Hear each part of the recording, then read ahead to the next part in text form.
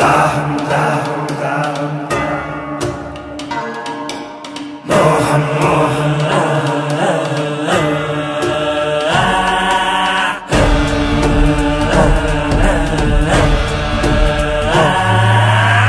దాహం దాహం అధికార దాహం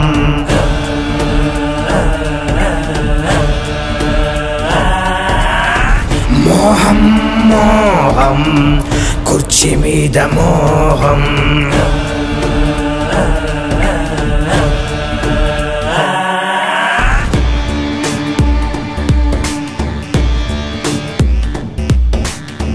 మరిచింది రక్త సంబంధం ఆరింది పులివెందుల దీపం పెరిగింది కోదం ఇది జగన్నాథ వ్యూహం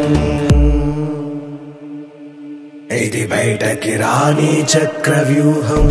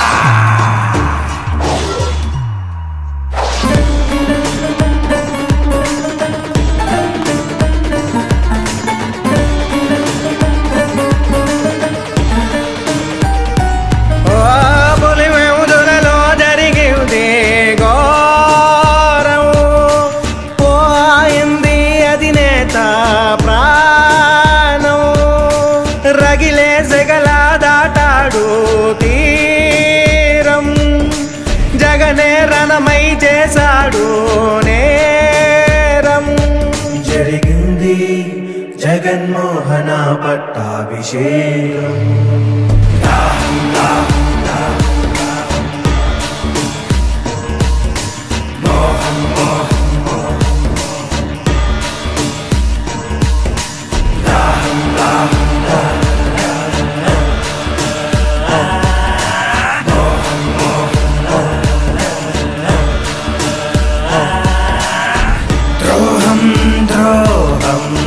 విశ్వాసద్రోహం మదనం మదనం తెర వెనక మరణం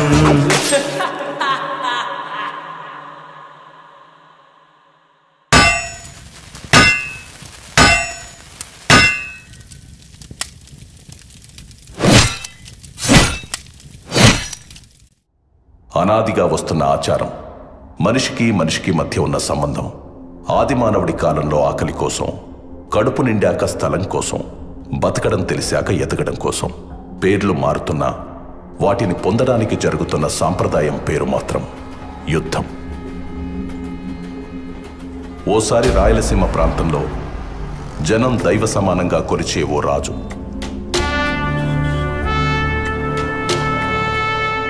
ఆ రాజు కడుపున రాక్షస మృగం పుట్టింది.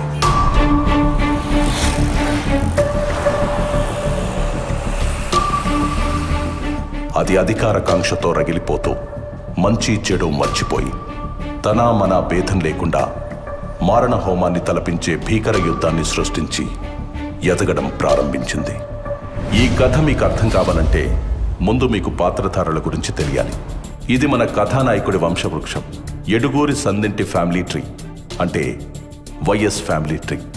వైఎస్ వెంకట్రెడ్డి అనే పెద్ద మనిషికి 2 భార్యలు. మొదటి భార్య లక్ష్మమ్మ, రెండో భార్య మంగమ్మ. మొదటి భార్యకి ఒకే ఒక కుమారుడు, ఆయనే చిన్న కొండారెడ్డి. రెండో భార్య మంగమ్మకు 4 మగబిడ్డలు, 5 ఆడబిడ్డలు. ఈ 4 ఒకడు రాజారెడ్డి. ఆయన భార్య జయమ్మ. వాళ్ళకి 6 మంది మగబిడ్డలు, 5 మంది ఆడబిడ్డలు. అక్కడ మొదటి భార్య కొడుకు చిన్న కొండారెడ్డికి కూడా 6 మంది మగబిడ్డలు, 5 మంది ఆడబిడ్డలు. ఇప్పుడు మన కథకి సంబంధించినట్టు రాజారెడ్డి కొడుకుల్లో ఒకరు ఆంధ్రప్రదేశ్ గర్వం రాజశేఖర్ రెడ్డి, ఇంకొకరు ఆయన తమ్ముడు వైఎస్ వివేకానందరెడ్డి. అక్కడ చిన్న కొండారెడ్డి ఫ్యామిలీ నుంచి మన కథకి సంబంధించినట్టు ఆయన మగబిడ్డల్లో వైఎస్ భాస్కర్ రెడ్డి మరియు ఆడబిడ్డల్లో వైఎస్ సుగుణ. వీళ్ళిద్దరూ ఇంకో ఫ్యామిలీ నుంచి కుండమార్పిడి పెళ్లిళ్ళు చేసుకున్నారు. వైఎస్ భాస్కర్ రెడ్డి లక్ష్మమ్మకు పుట్టిన మగబిడ్డ వైఎస్ అవినాష్ రెడ్డి. అక్కడ వైఎస్ సుగుణ గంగిరెడ్డికి పుట్టిన ఆడబిడ్డ వైఎస్ భారతిరెడ్డి. ఇక్కడ మన అధినేత రాజశేఖర్ రెడ్డికి ఒక మగబిడ్డ, ఒక ఆడబిడ్డ. మగబిడ్డ పేరే వైఎస్ జగన్మోహన్ రెడ్డి, ఆడబిడ్డ పేరు వైఎస్ షర్మిల. ఆయన తమ్ముడు వైఎస్ వివేకానంద రెడ్డికి ఒక ఆడబిడ్డ, ఆమె పేరే వైఎస్ సునీత. వైఎస్ జగన్మోహన్ రెడ్డికి వైఎస్ భారతిరెడ్డినిచ్చి పెళ్లి చేశారు.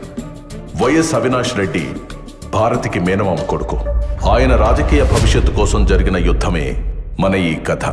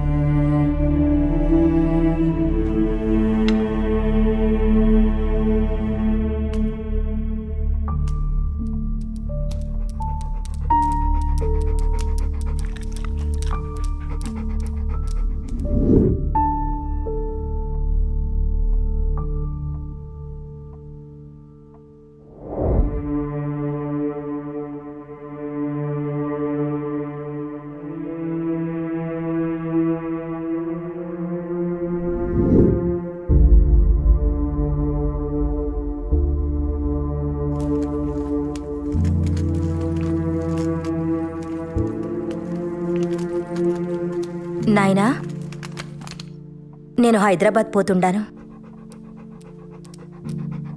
ఇంకో 2 దినాలు ఉండిపోవచ్చుగా తల్లి. నాకు కూడా ఉండాలనే ఉండాది నాయనా, కానీ హాస్పిటల్ నుండి కాల్స్ వస్తుండాయి. పిల్లలు కూడా నా కోసం ఎదురు చూస్తుండారు. సరే తల్లి, హాస్పిటల్ అంటుండా, దాని మీద ఎంతో మంది ప్రాణాలు ఆధారపడి ఉన్నాయి. ఎవరి ఆలస్యం వల్ల వాళ్లకు అన్యాయం జరగకూడదు. పోయిరా తల్లి. ఎక్కువ ఆలోచించి మీ ఆరోగ్యం పాడు చేసుకోకండి. టైంకి మందులు తినండి నాయనా. సరే అయితే పోయొస్తాను నాయనా. ఆశీర్వదించండి. మంచిది, క్షేమంగా పోయిరా తల్లి.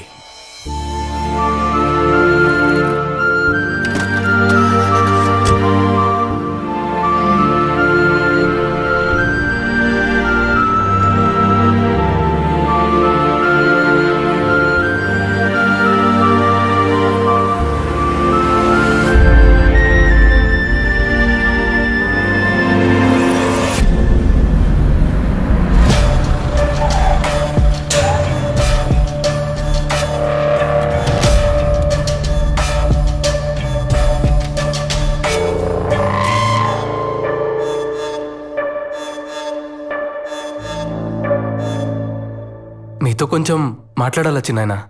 రాజకీయమా లేక కుటుంబ విషయమా? రాజకీయమే. అమ్మా ఆడబిడ్డలు లోపలికి పోయి నాకు మాట్లాడుకుందామా? నన్నే వెళ్ళమని నేరుగా చెప్పొచ్చు కదా. నా గురించి వాళ్ళనెందుకు పంపించడం? నాది కూడా ఈ కుటుంబమే. నేను మీలో ఒకటేనని ఏనాడు అనుకోలేదు కదా. ఎప్పుడు వేరుగానే చూస్తారు, వేరుగానే మాట్లాడతారు. అంతా నా కర్మ.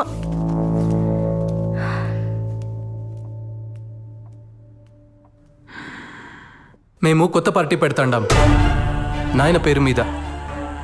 మీరు కూడా మాతోనే ఉంటారనుకుంటున్నాను. ఎవరెవరున్నారు మీ పార్టీలో? అంతా మనకు తెలిసిన వాళ్లే. గుంటూరులో దినేష్, నెల్లూరులో నరేష్, ఇంకా కడపలో మన అవినాష్.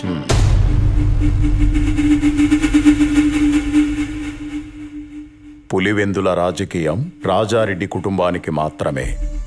ఈడ ఇంకెవడూ అడుగు పెట్టడానికి వీల్లేదు. ఈడున్న మందికి మంచి చేయాలని మేం పడ్డ కష్టం, చేసిన త్యాగం, కన్న కలలు మీకేమీ తెలీదు. తొందరపాటు నిర్ణయాలు తీసుకోకు. ఈ నియోజకవర్గం మన కుటుంబ కిరీటం, మర్చిపోకు. దీని గురించి మనం మళ్ళా అయినా మాట్లాడుకోవచ్చు లేచి నాయన. ఇంకో విషయం, మీ దగ్గరున్న మా నాయన భూమి నాకు ఇస్తే. మీ నాయన భూమా? ఇద్దరం కలిసి అంతా సంపాదించుకున్నాం. నా అన్న నేను వేరువేరని ఎప్పుడూ అనుకోలేదు. అన్న భూమి కొంత నా పేరు మీద ఉన్నట్టే నా దుడ్డు కూడా చాలా వరకు ఆయన దగ్గర ఉండిపోయి ఉండాది. అయితే ఎప్పుడొస్తుంది మా చేతికి ఆ భూమి? ఎవరెవరికి ఏమేం రాసివ్వాలి? షర్మిలకు, విజయమ్మకు ఏం రాసివ్వాలి? నీకేం రాసివ్వాలి చెప్పు. ఇప్పుడే రిజిస్ట్రార్ ఇంటికి పిలిపిద్దాం. అంటే అది ఇప్పుడే ఇచ్చేయమని కాదులే చిన్నాయనా, నువ్వింకా ఉండనివ్వున్నావుగా. మెల్లగా అన్ని చూసుకుందాంలే. మనం పెట్టే కొత్త పార్టీకి నువ్వే పెద్ద దిక్కుగా ఉండాలి చిన్నాయనా. మిగతా చిన్న చిన్న విషయాలు, సీట్లు ఎవరికివ్వాలి, ఎవరిని ఎక్కడ నిలబెట్టాలి అనేవన్నీ నేను చూసుకుంటాను. మరి తొందరలోనే మీటింగ్ పెట్టి అనౌన్స్ చేసేయమంటారా? మీ నాయనకు నాకు రాజకీయ భవిష్యత్ ఇచ్చింది కాంగ్రెస్ పార్టీ. ఆ పార్టీని వదిలి నేనెక్కడికి రాలేను. ఆవిడకి ఎదిరిళ్లే ముందు ఒక్కసారి ఆలోచించుకో. ఎందుకంటే నువ్వు ఎక్కడెక్కడ ఏమేం చేశావో మీ నాయన కన్నా ఆవిడికే బాగా తెలుసు. నీ గతంలో ఉండే ఒక్క పేజీని బయటికి లాగిందంటే నువ్వు కూర్చొని కలగంటున్నది మొత్తం తలకిందులైపోతుంది. మీరు చెప్పిన వాటికల్లా భయపడుతూ ఉంటే ఉండే చోటు నుండి ఒక్క అడుగు కూడా బయటకేయలేం. అన్నిటికీ తెగించే పార్టీ పెడతాండా. అండగా ఉండాలనుకుంటే రండి, లేదంటే వెళ్ళొస్తానండి.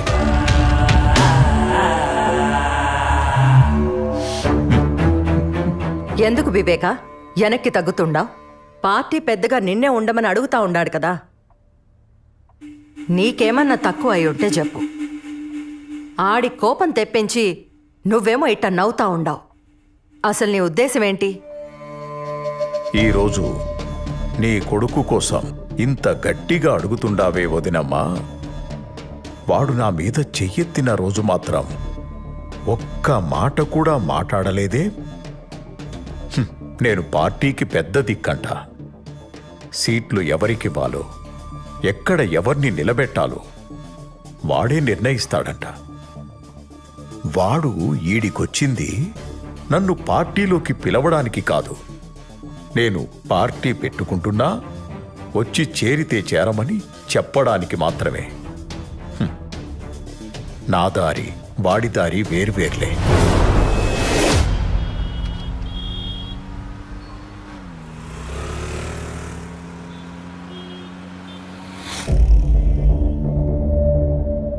ఆయన నన్నలా లోపలికి పొమ్మంటుంటే నువ్వేం అనలేదే. మీరంతా ఒకటే కదా, నేనే పరాయిదాన్ని. మా వాళ్ల గురించి అన్నేసి మాటలు అంటుంటే కిక్కురు మనకుండా పక్కనే కూర్చున్నావు. అయినా నువ్వేమంటావులే, ఆయన కూడా మీ కుటుంబమే, మీ రక్తమే కదా.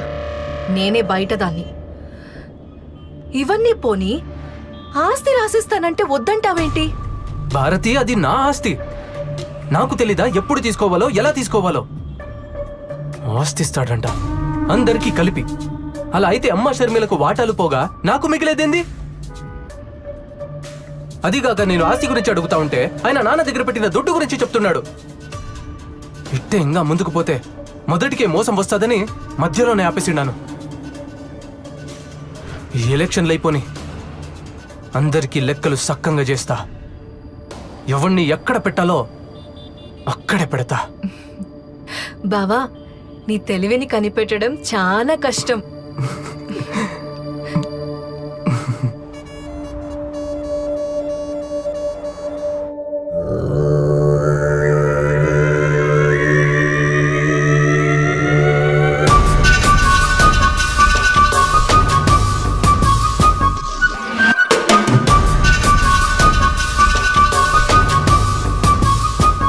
చూడు మామా, మా ఆయన ఆస్తి ఇవ్వమని అడిగితే నానా మాటలన్నీ అని పంపించాడు వీళ్ళ చిన్నాన్న. మావయ్య పోయాక మా ఆయన ఒంటరివాడైపోయిండాడు. మేమందరం ఉండగా మీ ఆయన ఒంటరివాడు ఎలా అవుతాడు? నువ్వేమీ భయపడకు. జగన్ కండగా మేమున్నాం. ఏది ఏమైనా సరే జగనే సీఎం. ఇది మార్చడానికి ఏ తల అడ్డొచ్చినా తెంచి అవతల పారేస్తాం. నీ ఆస్తి ఆడికి పోదన్నా. ఆ ముసలోడి బేనామిలకు చావు భయం చూపెడితే చాలు, పరుగెత్తుకుంటూ నీ పక్కకొచ్చి చేరతారు. వద్దన్నా వాళ్లంతట వాళ్లే వచ్చి నీ ఆస్తి నీకిచ్చిపోతారు. వివేక పవర్లో ఉండగా నువ్వు చెప్పిన ఏ ప్లాను వర్కౌట్ కాదు. కొట్టినా కోసినా వివేకాను కాదనే దమ్ము ఆ బినామీలకి రాదు. ముందు మీరు పొలిటికల్గా బలపడితేనే ఏమైనా చేయగలరు. ఆయన మనం పెట్టే కొత్త పార్టీలోకి రమ్మంటే రానన్నాడు. అసలు మనం పార్టీ పెట్టడమే ఆయనకి ఇష్టం లేదు. పైగా మనం పార్టీ పెడుతుండా వస్తే వస్తాడు, లేకపోతే ఆయనకు నేనే అపోనెంట్గా నిలబడతాను. అప్పుడు ఆయన ఏం చేస్తాడో నేను చూస్తాను.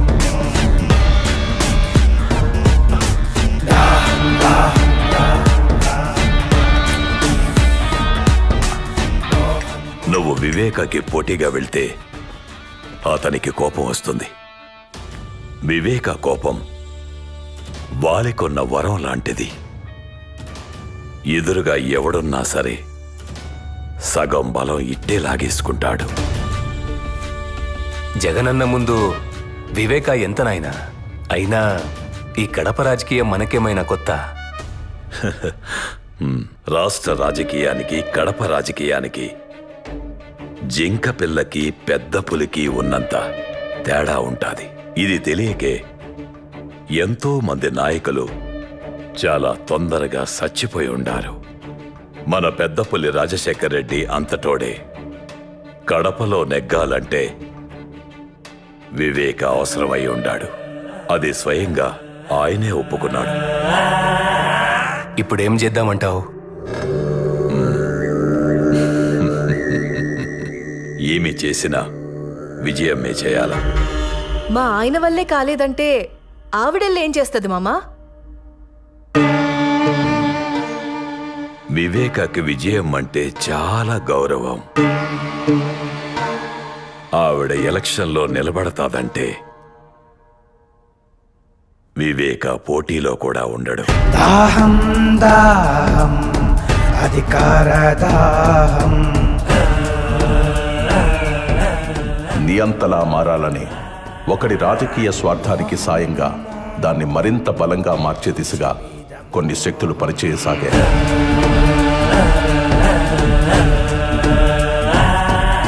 అదే అదునుగా తన అధికార దాహానికి అయిన వాళ్లనే కాకుండా అవకాశం ఉన్న ప్రతి ఒక్కరిని వాడుకోవడం మొదలుపెట్టాడు.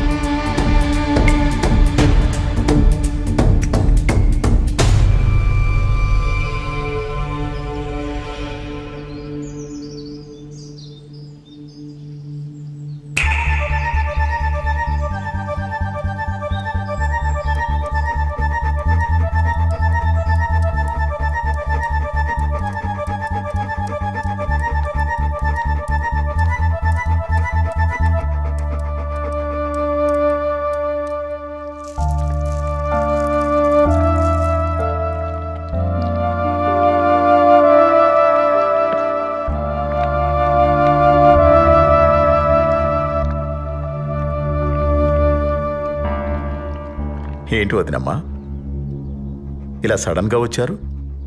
ఏదైనా మాట్లాడాలా? వివేక, ఆయన చనిపోయాక నువ్వు చాలా మారిపోయి ఉండావప్పా. ఆస్తి గురించి వస్తే కొడుక్కి షర్మిలకి నాకు సపరేట్గా ఇస్తానని చెప్పుండావు. జగన్ మనసు ఎంత బాధపడుండాదో తెలుసా? మాలో మాకే నువ్వు గొడవ పెట్టబోతుండావు. ఈరోజు నేను మీకో దుర్మార్గుడిలా కనిపిస్తుండానేమో, కానీ నా మాట మాత్రం మీరు మర్చిపోగాకండి. ఏదో ఒకరోజు మిమ్మల్ని ఇద్దరినీ ఆ జగన్ భారతి రోడ్డు మీద నిలబెడతారు.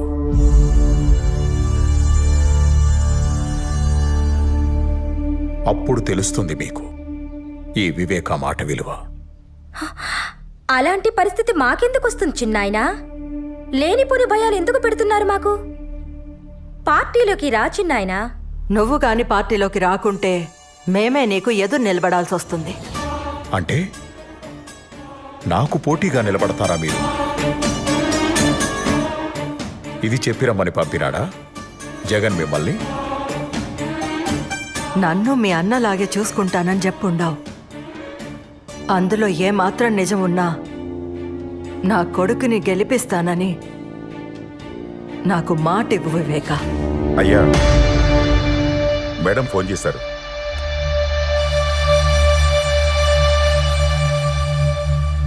హలో మేడం, नमस्ते विवेक जी। आपने वादा किया था कि आप पार्टी के प्रति वफादार रहेंगे। इस वादे को निभाते हुए इस बार आपको कांग्रेस पार्टी के लिए पुलिवेंदला से चुनाव लड़नी होगी।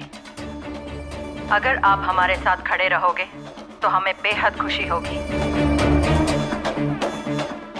विवेका जी, आप सुन रहे हो? विवेका जी, आप जैसा कहेंगे वैसा ही होगा मैडम। शुक्रिया। I promise you. I am going to contest him. Pulivendula constituency. Okay, madam. Thank you.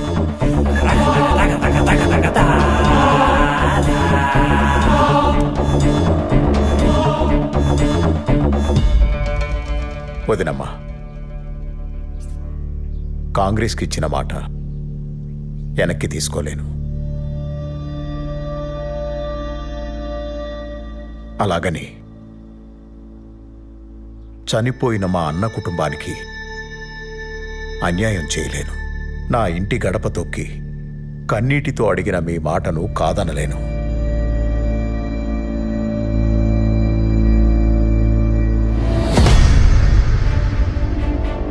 మీకు నేను మాటిస్తున్నాను, ఈసారి ఎలక్షన్లలో మీకు పోటీగా నేనే నిలబడతాను. కానీ మీరే గెలుస్తారు, గెలిపిస్తాను. దీన్నెవ్వరూ మార్చలేరు. ధైర్యంగా పోయిరామా. వివేకానందరెడ్డి ఇంట్లో చీమ చిటుక్కుమన్న శబ్దాన్ని కూడా అందరికంటే ముందు జగన్ చెవికి చేరవేస్తున్న గుంటనక్క ఎర్ర గంగిరెడ్డి.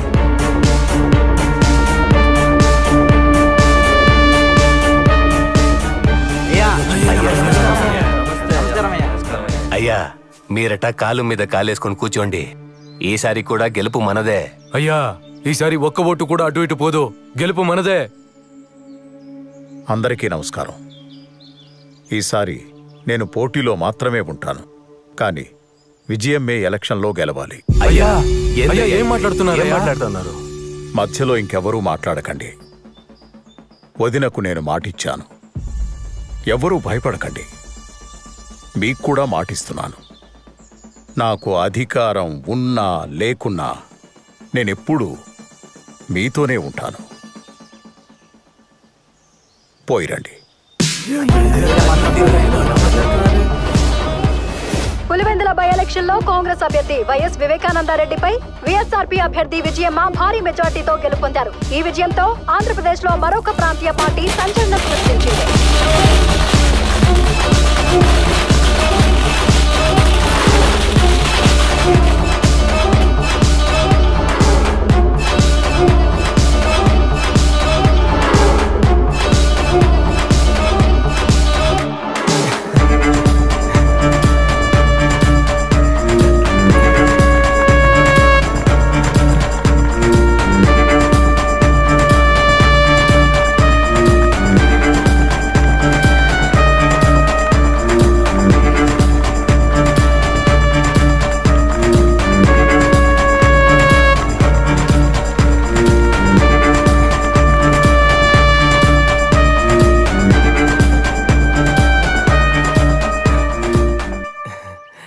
మనం గెలిచిండా నాయన, చాలా సంతోషంగా ఉండదు.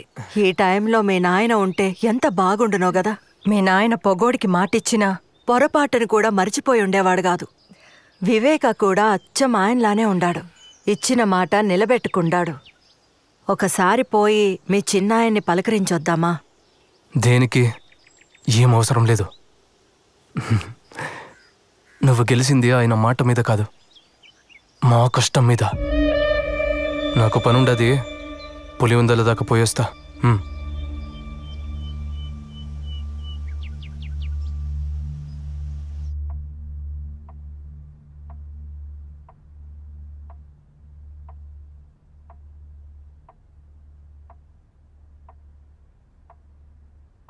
అన్నా, మనం ఇప్పుడు పవర్లో ఉండాం కదన్నా. ఆ వివేక ఒంట్రోడయిండు.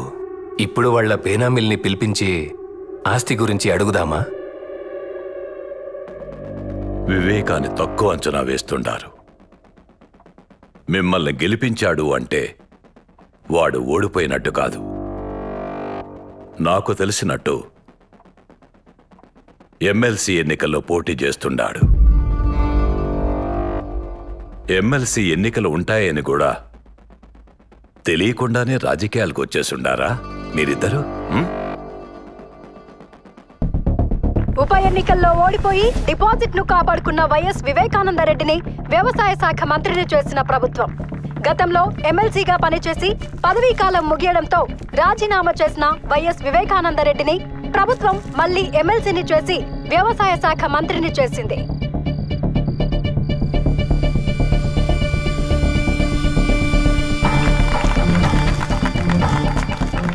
చెప్పండి కృష్ణమోహన్ రెడ్డి గారు. అన్నా, వివేకం ఉంటే మన పార్టీలోనైనా ఉండాలి, లేదా పవర్లో లేకుండా ఉండాలి. మన పార్టీ గెలవనప్పుడు వాడు పవర్లో ఉంటే మనకు చాలా ఇబ్బంది అవుతుంది. ఆ ప్రశాంత్ కిషోర్కి ఫండ్స్ కూడా ఏర్పాటు చేయాలా. ముందు మనం చేయాల్సిన పనులు ఈ రెండు. దీని గురించి మీరు చాలా సీరియస్గా ఆలోచించాలి.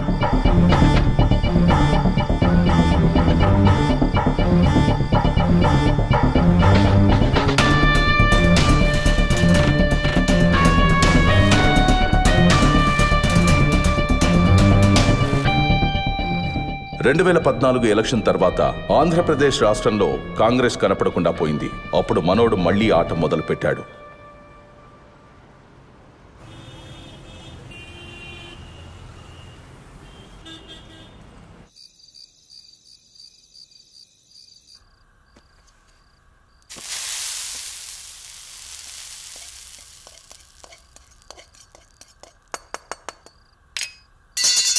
అయ్యో పెద్దమ్మా, ఇంట్లో ఇంతమంది పనివాళ్ళుండగా నువ్వెందుకు వంట చేస్తుండావు? ఇవిక్కడే వదిలే, నేను చేసి పెడతా, నువ్వు వెళ్ళు. దీంట్లో ఏముండదులే బిడ్డ, నాకు కూడా అప్పుడప్పుడు వంట చేయాలనిపిస్తూ ఉంటుంది. కానీ ఇంట్లో వంట చేయడానికి నాకు నో పర్మిషన్. వాళ్ళు చేసి పెట్టిందే తినాలి తప్ప నన్నెవ్వరు ఏం చేయనివ్వరు. ఇలా ఎప్పుడో ఒకసారే అవకాశం వస్తుంది. అలా వచ్చినప్పుడు మాత్రం అస్సలు వదులుకోకూడదు కదా. అవును, ఎట్టా ఉంటది మీ సోషల్ సర్వీస్? ఇప్పుడు కూడా అంతేనా? నాకు పేషెంట్ దొరక్కపోయినా పర్లేదు, కానీ ఎవరి ఆరోగ్యం పాడవకూడదని పరిగెడతానే ఉండవా? అంతే కదా, నా చేతిలో ఎంత చేయొచ్చో, నా వల్ల ఎంత అవుతుందో అంత చేస్తానంతే. నీకింకా చెయ్యాలనుంటే పవర్లో కూర్చుని చేయొచ్చు కదా. రాజకీయం ద్వారా అయితే రీచ్ ఎక్కువ ఉంటది.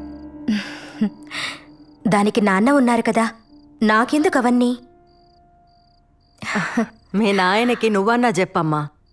ఆయనతో జనాలకి ఎంత అవసరమో ఆయనకి రాజకీయం కూడా అంతే అవసరం. మేం చాలాసార్లు అడిగి చూసినాం, ఒక్కసారి కూడా మా మాట వినకపాయే. ఆ కాంగ్రెస్ పార్టీకే విధేయుణ్ణి అంటుంటాడు. ఇప్పుడు రాష్ట్రంలో కాంగ్రెస్ పార్టీ లేకుండా పోయింది. కనీసం ఇప్పటికైనా మాతో చేరమని చెప్పమ్మా.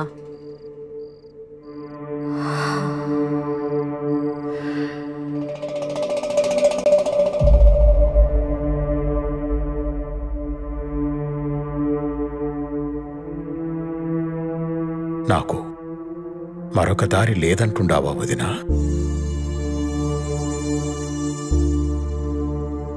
మనమిలా తలో పక్కా విడిపోయి అవమానం పాలు కావద్దంటాండాను. ఆలోచించు వివేక, అందరం కలిసుంటేనే కదా కుటుంబానికి గౌరవం, బలం ఉంటుంది కదా. నువ్వొక్కడివే ఇలా ఏం చేస్తావు చిన్నాయనా? నువ్వు పార్టీలో ఉంటే నీ పక్కన బలం ఉంటాది. ఎప్పుడూ నాకు ఒంటరిగా పోరాడడం అలవాటై ఉండాది. నన్ను నమ్ముకున్న వాళ్ళకి కాస్త సాయంగా ఉంటే అదే చాలు.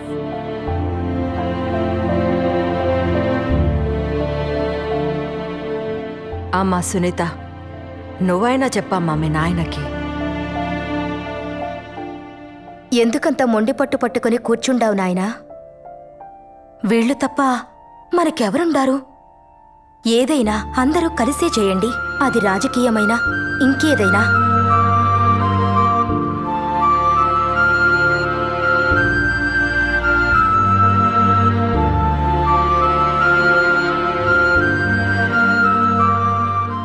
సరే వినండి, మీరన్నట్టే కానియండి.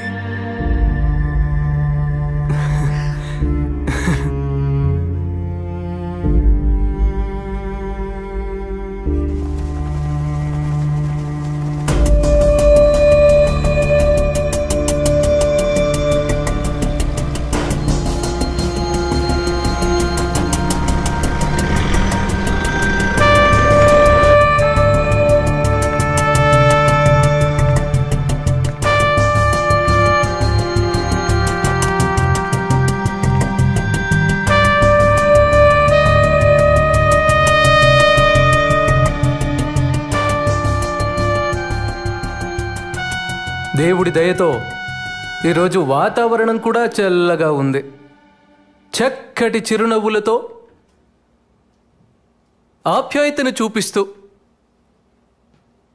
ప్రేమానురాగాలు పంచిపెడతా ఉన్న ప్రతి అక్కకు, ప్రతి చెల్లెమ్మకు, ప్రతి అవ్వకు, ప్రతి తాతకు, ప్రతి సోదరుడికి, ప్రతి స్నేహితుడికి ముందుగా 2 చేతులు జోడించి హృదయపూర్వకంగా కృతజ్ఞతలు తెలుపుకుంటా ఉన్నా.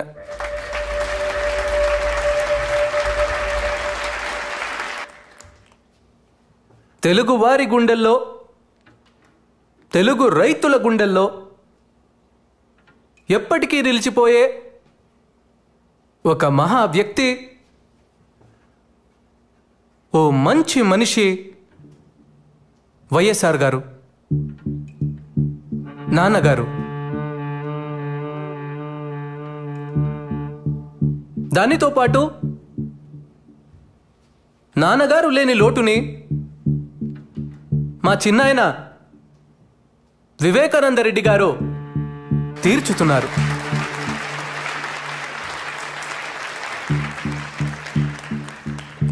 ఆయన మన పార్టీలో చేరడం వల్ల మనకు 1000 ఏనుగుల బలం వచ్చింది. ప్రజల ఆశీస్సులు, రైతన్నల ఆశీస్సులు, అక్క చెల్లెమ్మల ఆశీస్సులు ఎల్లప్పుడూ మన పార్టీకి ఉండాలంటే చిన్నాయన వివేకానందరెడ్డి గారి ఆశీర్వాదం మనకు చాలా అవసరం.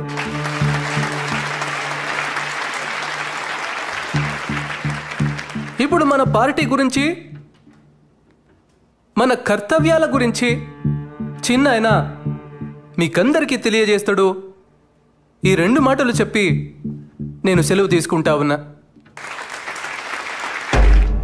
మా అన్న రాజశేఖర్ రెడ్డి బిడ్డ మన వైఎస్ జగన్ మంచి ఉద్దేశంతో పార్టీ పెట్టుండాడు. రైతులందరికీ అలాగే పేదలకు మంచి చేయాలని ఈ పార్టీ పెట్టుండాడు. ఈ పార్టీకి మా సపోర్టే కాదు, మీ అందరి సపోర్టు కావాలి. మీ అందరూ మీ జగనన్నని గెలిపించండి. నమస్కారం.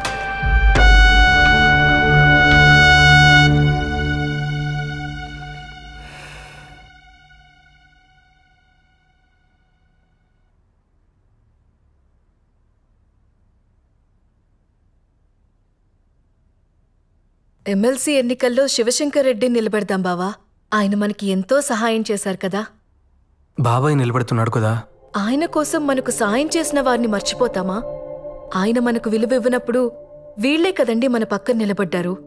భారతి నీకు అసలు... సరే వదిలే భారతి, ఇప్పుడు అన్న ఎలా చెప్పితే అలా చేద్దామంతే. ఏదో సీటుకి ఆశపడి మిమ్మల్ని అడిగాం. దీనివల్ల అన్నకు బాధ అయితే మనకి సీట్ వద్దు. బాబాయిని ఇప్పుడు వద్దంటే అపోజిషన్కి వెళ్ళిపోతాడు. తర్వాత మన పక్కలో బల్లెమై కూర్చుంటాడు. ఇప్పుడే మన పరిస్థితి ఇలా ఉంటే ఇంకా ఆయన పవర్లో ఉంటే మన పరిస్థితి ఏందో ఆలోచించినారా? అయితే ఇప్పుడు ఏం చేద్దామంటావు? ఇంతకు ముందు వివేక వేసిన ప్లాన్ ఈసారి మనం వేద్దాం. ఆయన్ని ఎమ్మెల్సీగా నిలబెడదాం, కానీ గెలవడు. పవర్లో లేని వివేక కాన్ఫిడెన్స్ తగ్గిపోయి కామ్గా ఉంటాడు. తరువాత ఎలక్షన్స్లో మనం చేయాల్సింది చేద్దాం.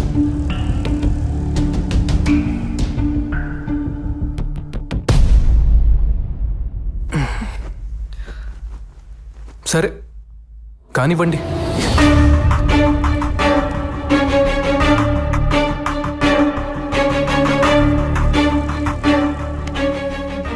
ఇలా ఈ ముగ్గురు కలిసి ఎమ్మెల్సీ ఎన్నికల్లో వివేకాన్ని ఓడించడానికి ఉన్న అన్ని ప్రయత్నాలు చేస్తూ సకల విధాలా కష్టపడి సమిష్టి కృషి చేశారు. చివరికి ఎమ్మెల్సీ ఎన్నికల్లో వైఎస్ వివేకానందరెడ్డి ఘోర పరాజయం పాలయ్యారు. జాతీయ రాజకీయాల్లో ఎంపీగా, రాష్ట్ర రాజకీయాల్లో మంత్రిగా పనిచేసిన ఓ రాజకీయ నిపుణుడు ఎమ్మెల్సీ ఎన్నికల్లో ఘోర పరాజయం పాలయ్యారు. తన వాళ్ల చేతుల్లోనే మోసపోయిన వైఎస్ వివేకానందరెడ్డి ఈ ఓటమితో ఆయన రాజకీయ జీవితానికి తెరపడుతుందా?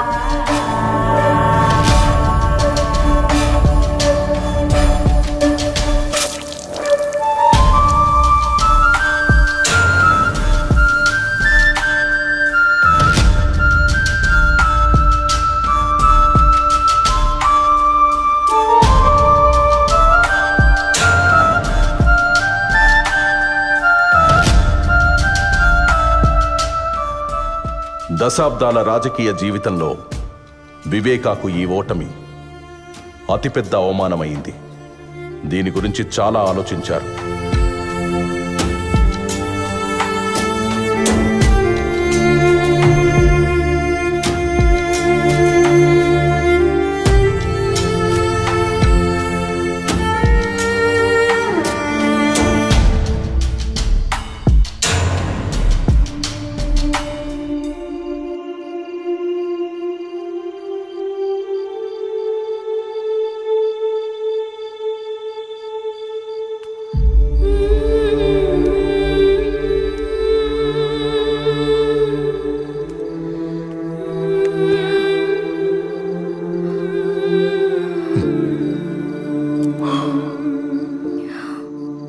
బాగుండావా నా బంగారు తల్లి?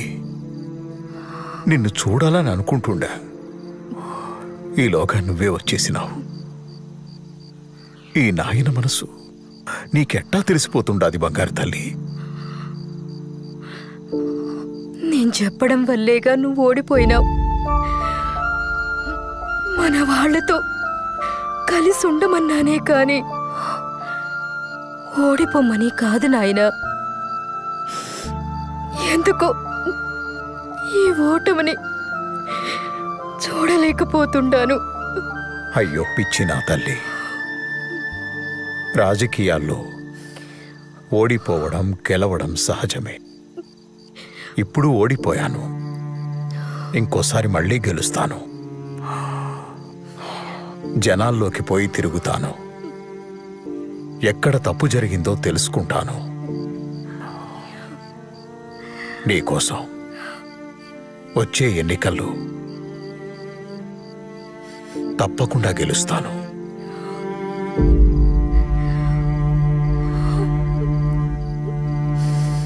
ఎక్కడ తప్పు జరిగిందని తెలుసుకోవడానికి తన ప్రయత్నాలు మొదలుపెట్టాడు.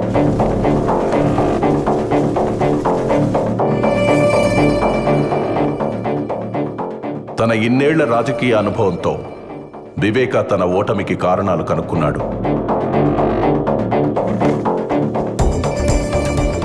వచ్చే ఎన్నికల్లో గెలుపుకు సర్వం సిద్ధం చేశాడు.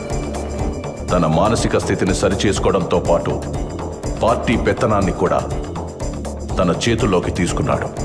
పులివెందుల రాజకీయంపై తమ ఆధిపత్య పరంపర కొనసాగనివ్వడం కోసం యువ నాయకుడిలా యాక్టివ్గా ఉంటూ అన్ని విధాలుగా ఎఫర్ట్ పెడుతూ రగిలే ఓ బడబాగ్నిలా దూసుకొస్తున్న వివేక తన ఇంటి నుండి కారు మబ్బు కమ్ముకొస్తుందనే విషయాన్ని తెలుసుకోలేకపోయాడు.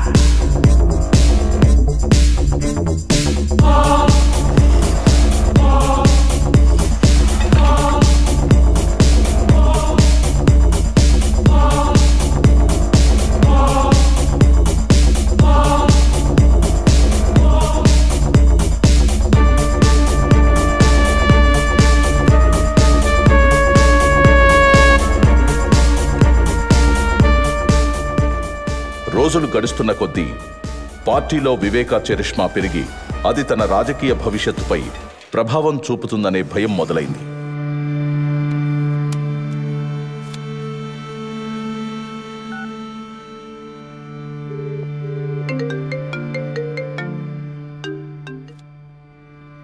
చెప్ప అవినాష్, నువ్వే ఏదో ఒకటి చేయాలి భారతి. లేకపోతే ఈయన మనల్ని రాజకీయం నుంచి శాశ్వతంగా దూరం చేసేస్తాడేమో. నువ్వేం కంగారు పడుకు, నేను చూసుకుంటాను.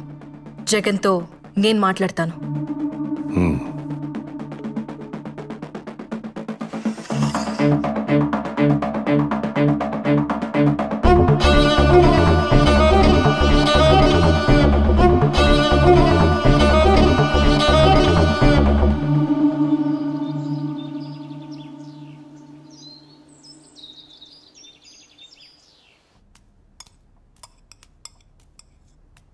మీతో కొంచెం మాట్లాడాలి చిన్నమామ. రాజకీయమా లేక కుటుంబ విషయమా? ఈ కుటుంబానికి రెండు ఒకటే గదా. ఎందుకు చిన్నమామ నేనంటే అంత కోపం మీకు? నేనేం పాపం చేశాను? ఒక్కసారైనా నన్ను ఈ కుటుంబంలో మనిషిగా చూసారా? షర్మిలమ్మ, నేను, సునీత కలిసే పెరిగాం కదా. షర్మిలమ్మను హైలైట్ చేసి మెచ్చుకున్నట్లు, గౌరవించినట్టు ఎప్పుడైనా నా గురించి ఒక్క మంచి మాట అన్నారా? షర్మిలమ్మను ఎవ్వరూ ఊరికే హైలైట్ చేయడం లేదమ్మా. మీ ఆయన వెళ్ళి జైల్లో కూర్చుంటే షర్మిలమ్మ ఆడబిడ్డైనా వెళ్ళి పాదయాత్ర చేసింది. ఎండకు వానకు జనాల్లో కలిసి తిరిగింది. ఎంతో కష్టపడింది. అందుకే అంత మంచి పేరు సంపాదించుకుంది. పోనీ నువ్వు చేయలేకపోయావా పాదయాత్ర? అప్పుడు అందరూ నిన్నే హైలైట్ చేసి మాట్లాడుకునేవారు. అవన్నీ నా వల్ల అవ్వలేండి గాని మా వాళ్లకు అదే అవినాష్కి ఎంపీ సీట్ అడిగితే ఎందుకంత స్వార్థంగా వద్దంటున్నారు? ఏమ్మా, షర్మిలమ్మ పడ్డ కష్టానికి ఏదో మా వంతు సహాయంగా చిన్న ఎంపీ టికెట్ ఇచ్చి సరిపెడదామనుకుంటుండా. ఆమె చేసిన దానికి ఆ సీటు కూడా తక్కువే. తను తలుచుకుంటే ఒక మంచి నాయకురాలవుతుంది. ఒక ఆడబిడ్డకి ఇచ్చిన సీటు తీసుకెళ్లి మీ భాస్కర్ రెడ్డి కుటుంబానికి ఇవ్వమని వంత పాడుతున్నావే, సిగ్గుగా లేదమ్మా నీకు? సరే, నేను వెళ్తున్నాను. మీరు భోజనం చేసి కడుపు నింపుకునే రండి. మీరెప్పుడు నన్ను ఒప్పుకోరు. షర్మిలమ్మ కడప ఎంపీ ఏంది? నేను మీకు ముందే చెప్పుండాను, పులివెందుల రాజకీయాలు రాజారెడ్డి కుటుంబానివి మాత్రమే. ఆ అవినాష్ని జమ్మల మడుగులో నిలబడమను నేనే క్యాంపెయిన్ చేసి గెలిపించుకుంటాను.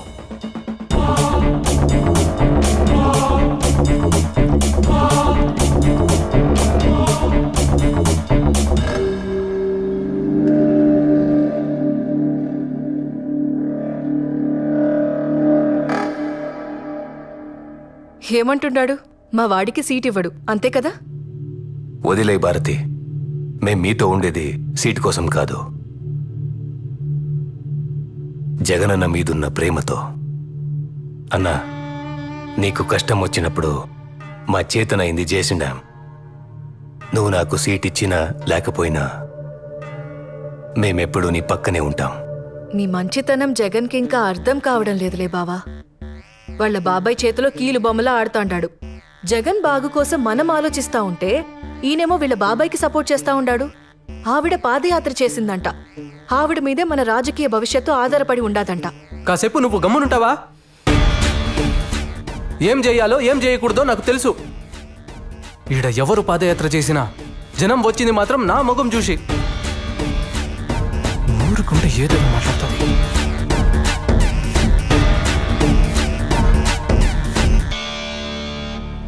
ఎలా ఉన్నారు చిన్నాయన? సడన్ గా పిలిచినారు? షర్మిలమ్మ, కడప ఎంపీగా నువ్వే నిలబడుతుంటావు. చిన్నాయన, అన్న చెప్పారు కదా ఆ సీటుని అవినాష్కి ఇస్తున్నారని. మరి నీ సంగతి ఏంటి తల్లి? నాదేముంది, మనది పార్టీ, మనది జెండా. అయినా అన్న ఇప్పుడు నాకేం తక్కువ చేస్తుండాడు? అది కాదు తల్లి, పార్టీ మనదనుకోవడం వేరు, పార్టీ పవర్లో మనం ఉండడం వేరు తల్లి. నాకేం తెలుసు చిన్నాయన ఈ రాజకీయాలన్నీ? నీకేమీ తెలియకుండానే పాదయాత్ర చేసినావా? జైల్లో ఉన్న మీ అన్నని జనాలు నమ్మేటట్టు చేసినావా? వాడి మీద పడ్డ మచ్చని చెడ్డ పేరుని పోయేలా చేసినావా? అసలు పార్టీకి ఇన్ని సీట్లు రావడానికి, ఇంత నమ్మకం ఉండడానికి అది నీ పాదయాత్ర ఫలితం తల్లి. నా అన్న రాజశేఖర్ రెడ్డి బిడ్డగా జనం వాడిని చూడడం. పాదయాత్ర ఎవరు చేసినా జనం వచ్చింది మాత్రం వాడి మొహం చూసనుకుంటున్నాడు. ఎప్పటికైనా వాడికి సరిపోటి నువ్వే తల్లి. నీకు రాజకీయం తెలియకే, అది నీ రక్తంలోనే ఉండాలి. మనం అనుకుని నిలబడతాననుకుంటే అన్న బాధపడతాడు చిన్నాయన. అన్న నుంచి ఈ మాట వస్తే ఖచ్చితంగా నిలబడతాను. షర్మిలమ్మ, నేను బతికుండగా నీకో దారి చూపాలనుకుంటున్నాను. మీ నాయనకు కూడా తెలుసు జగన్ ఎలాంటివాడో. అందుకే వాణ్ణి ఎక్కడ ఉంచాలో అక్కడే ఉంచాడు. అది నీకు తెలిసేపాటికి నేను ఉంటానో లేదో తెలీదు. అన్నీ నీకు అర్థం కావలసిన టైంకి అర్థమవుతాయి. ఇప్పుడు నా మాటకు నువ్వెదురు చెప్పకుండా కడపకు ఎంపీగా నామినేషన్ వేయడానికి నువ్వు సిద్ధంగా ఉండు తల్లి.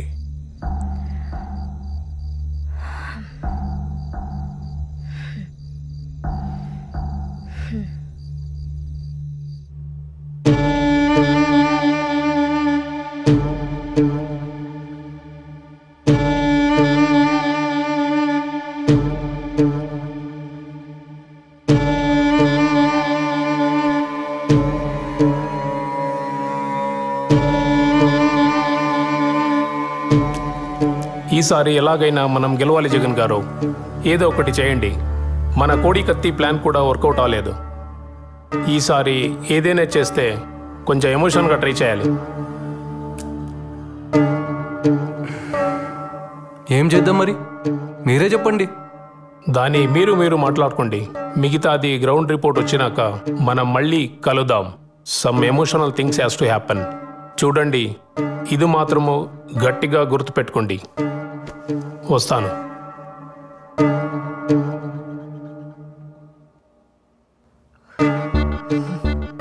పార్టీ నీది, పెత్తనం ఆయనది. నీకింకెలా చెప్తే అర్థమవుతుందో కూడా నాకు తెలియడం లేదు. ఈ విషయంలో జగన్ ఏం చేయడు. మీరైనా ఏదో ఒకటి చేయొచ్చు కదా అవినాష్ బావా. అన్నని ఒక్క మాట చెప్పమని చెప్పు చాలు. అన్న కోసం ఏదైనా చేస్తాను. వివేక సార్లాగా సొంత నిర్ణయాలు నేను తీసుకోను. అన్న మాటకు నేను కట్టుబడి ఉంటాను. అన్న వెంటే ఉంటాను. బావుంది.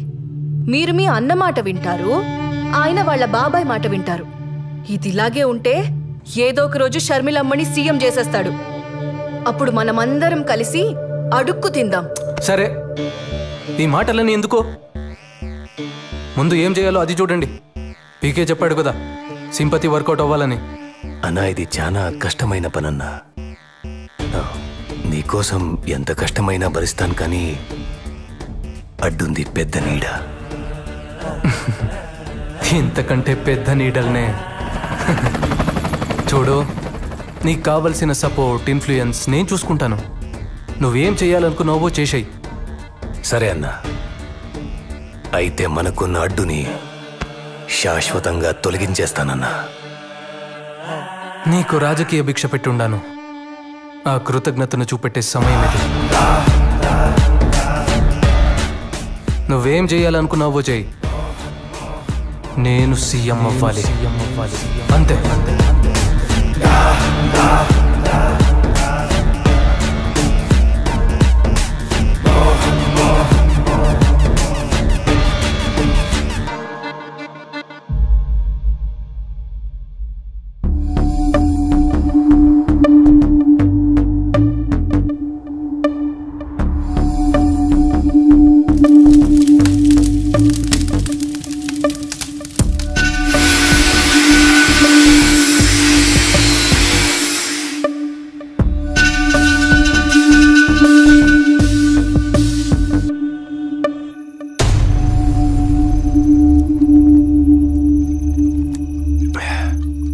దస్తగిరి అంతా రెడీ కదా? ఎంత తాగుతా ఉన్నా భయం పోవడం లేదన్నా. నిండా మునిగినాక సలేందిరా, ఇంత దూరం వచ్చినాక తిరిగి వెనక్కి తగ్గుతావా ఏంది? అన్నా, అస్సలు మొత్తం ప్లానింగ్ లో నా పేరుని నీ కాడికి తెచ్చినోడు ఎవడన్నా?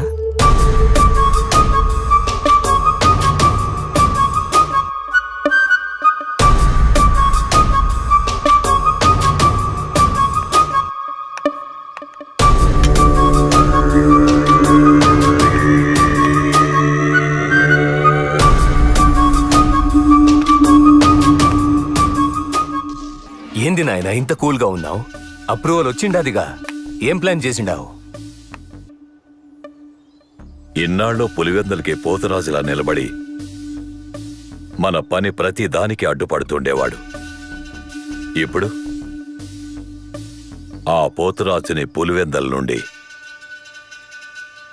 నేరుగా పైకి పంపిస్తున్నా.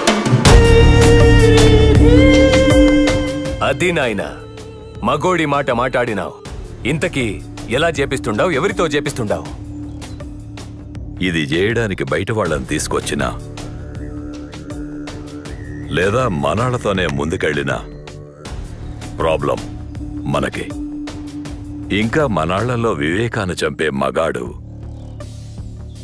ఎవడైనా ఉండాడనుకుంటున్నారా? ఒకవేళ చంపినా ధైర్యంగా తిరగలేక దొరికిపోతాడు. ఇది సక్కంగా అనుకున్నది అనుకున్నట్టుగా అవ్వాలంటే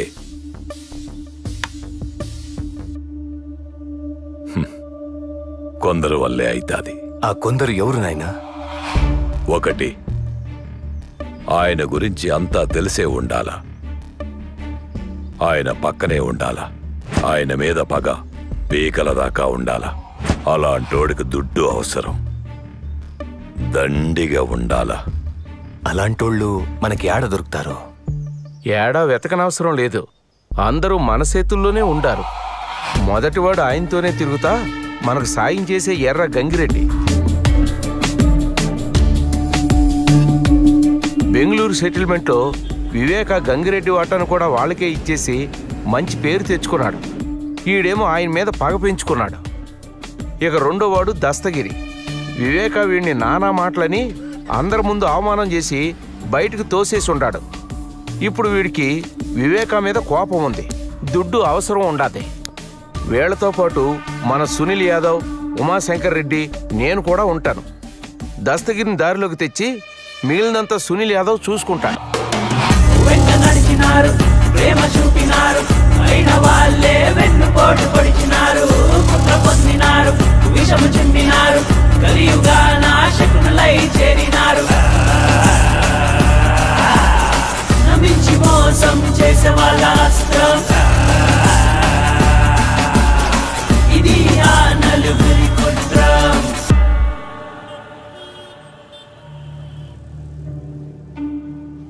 ఈ నాయాళ్ళలో పట్టాలు నన్ను వదిలేటట్లేరుగా.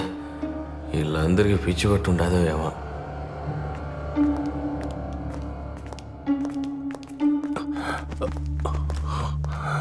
కూర్చోండి కూర్చోండి. నమస్తే సార్.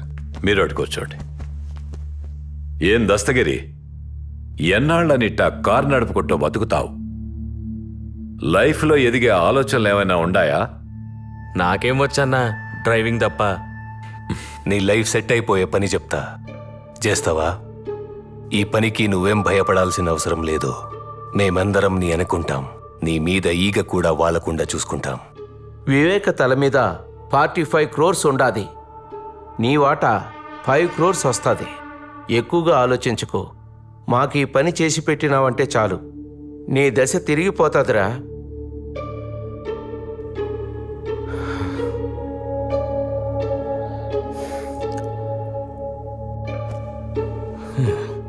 పిచ్చిగారి పట్టినదో ఏమేమో మాట్లాడుతున్నాడు. సునీల్, ఆడి పని చేస్తాడంటావా? మరేంటాడు మాట్లాడుతూ ఉంటే మధ్యలో లేసి వెళ్ళిపోతా ఉన్నాడు? ఆడిని నేను ఒప్పిస్తానన్నా. ఏమి ఆడంత బతిమాలుకోవాలనా? ఆడు లేకపోతే మనం ఈ పని చేయలేమా? చెయ్యలేము.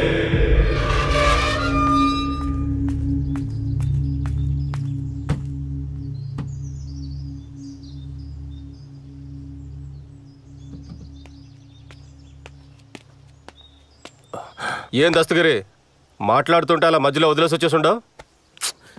లేకపోతే ఏందన్నా పొద్దున ఇంటికి తీసుకొచ్చుండవు. ఆ ఫ్యామిలీ పేరు చెప్తేనే ఉచ్చబోసుకుంటారు వీళ్ళు. వాళ్ళని చంపే సీన్ వీళ్ళకెక్కడదన్నా. పైగా 45 కోట్లంట. వీళ్ళకంత సీన్ లేదన్నా. ఇవన్నీ అయ్యే పని కాదు కానీ నే పోతాండా, నువ్వు. సరే అవుతుందో లేదో నువ్వే చూద్దు గాని రేపు పెళ్లిపేట దగ్గరికి రా.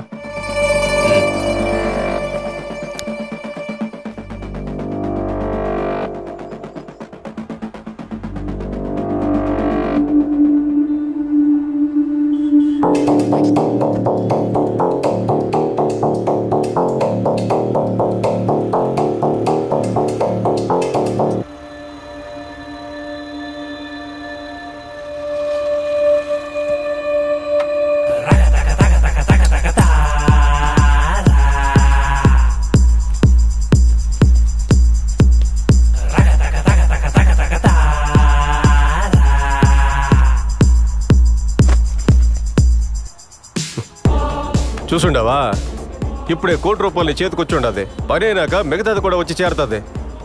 అందులో ఒక 25 లక్షలు నాకు ఇవ్వు, మెల్లగా నీకు తిరిగి ఇచ్చేస్తాను. సరేనా, మీరు ఎట్లా చెప్తే అట్లా. అదృష్టం అంటే ఇదేరా.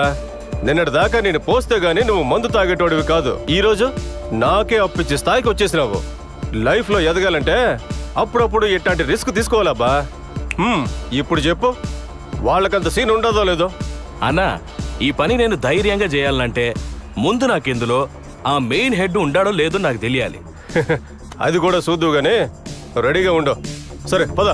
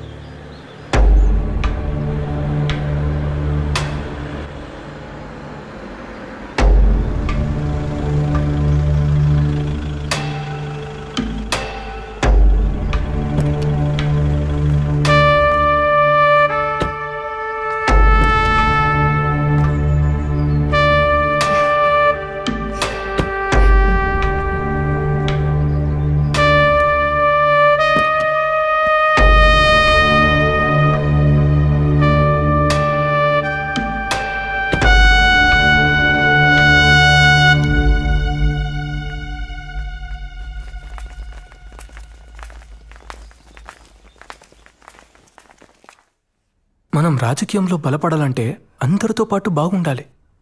అవును, వాళ్ళని నువ్వే రమ్మన్నావా? అవినాష్ చెప్తాడు. అవినాష్ అన్నా, వాళ్ళు చిన్న మనుషులు కదా, ఇక్కడేం చేస్తున్నారు? ఈసారి కొంచెం గట్టిగానే ప్లాన్ చేశామన్నా. ఈ దెబ్బతో మన సమస్యలన్నీ తీరిపోతాది. ఆ పీకే చెప్పినట్టు జనాల్లో సింపతి క్రియేట్ అవుతుంది. ఏం చేసినా సైలెంట్గా అయిపోవాలి. సరే అన్న, అసలు ప్లాన్ ఏంటంటే అవన్నీ నాకు అవసరం లేదు. మీరేం చేస్తారో చేయండి. పీకే చెప్పినట్టు సింపతి గట్టిగా వర్కౌట్ అవ్వాలి. జనాలకి మన మీద నమ్మకం రావాలి. దానికోసం మీరు ఎంతవరకైనా వెళ్ళండి. మీ వెనకాల నేనుంటాను. సరే, నేను చూసుకుంటానన్నా.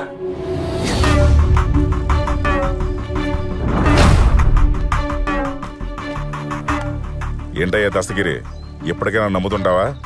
ఈ పని చేస్తావా? చేస్తానన్నా, నేనే చేస్తాను.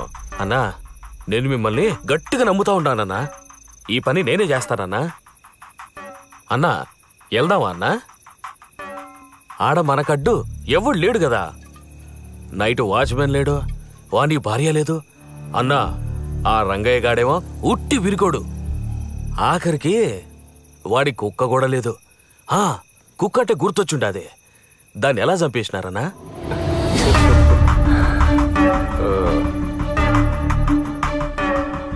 ఎప్పుడైతే మేము ఈ ప్లాన్ అనుకున్నామో అప్పటి నుంచి ఆయన ఇంటి చుట్టూ నిఘా పెట్టినాం. అప్పుడు మాకు అర్థమైంది ఏంటంటే ఆయన కోసం ప్యానం ఇచ్చే ఒక పవర్ఫుల్ కుక్క ఉందని.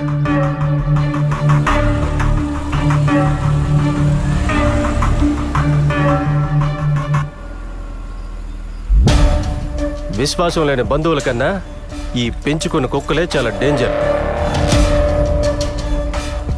దాని ప్యానం పోయినా వివేకాకి ఏం జరగనివ్వదు. దాన్ని చంపేస్తే వివేక ఊపిరి సగం తీసేసినట్టే అనుకున్నాం.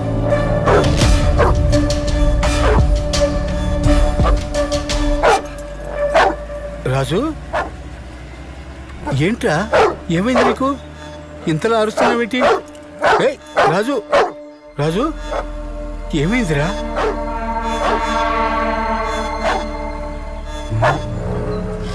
వెళ్ళింది ఇంటి చుట్టూ ఎన్నిసార్లు తిరుగుతూ అంటారు? వీళ్ళ వాకం చూస్తే ఏదో తేడాగా ఉండదు. చూడ్డానికి దొంగల్లా కనిపిస్తున్నారే. అరే రాజు, ఎక్కడికి పోతున్నావురా? రాజు ఆగు.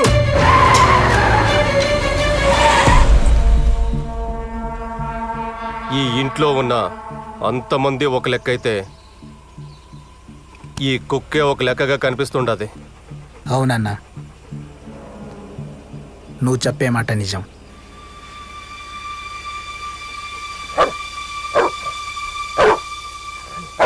అన్నా, ఇదే కరెక్ట్ టైం అన్నా. బండి ఎక్కించాయి. చంపేయన్నా, చంపేయ్.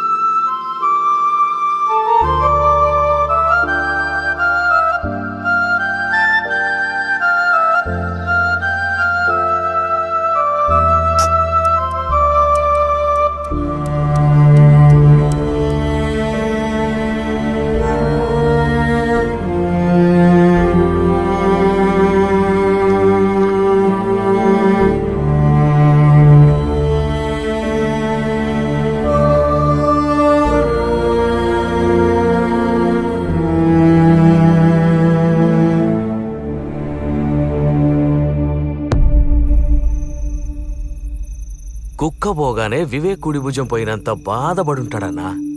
దానమ్మ అది బాంబుల కుక్క కాదన్నా. ఆ కుక్క ఒక్కటే 100 మంది పాలేగాళ్లతో సమానం అన్నా. దానికి చిన్న అలికిడి వినబడ్డదంటే చాలు అందరూ వచ్చిందాకా అరుస్తూనే ఉంటది. ఆ పెద్దాయన కన్నా డేంజర్ అన్నా అది. దాన్ని లేకుండా చేసి మంచి పని చేసినారు.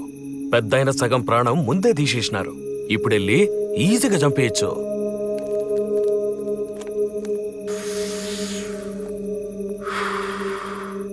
వేయడానికి గొడ్డలి మాత్రం మంచి తెచ్చుండవరా. ఏం మంచిదో పోన్నా. అది చేసేటప్పుడు శంకర్ రెడ్డి అన్న మాటలే గుర్తుకొస్తుంది.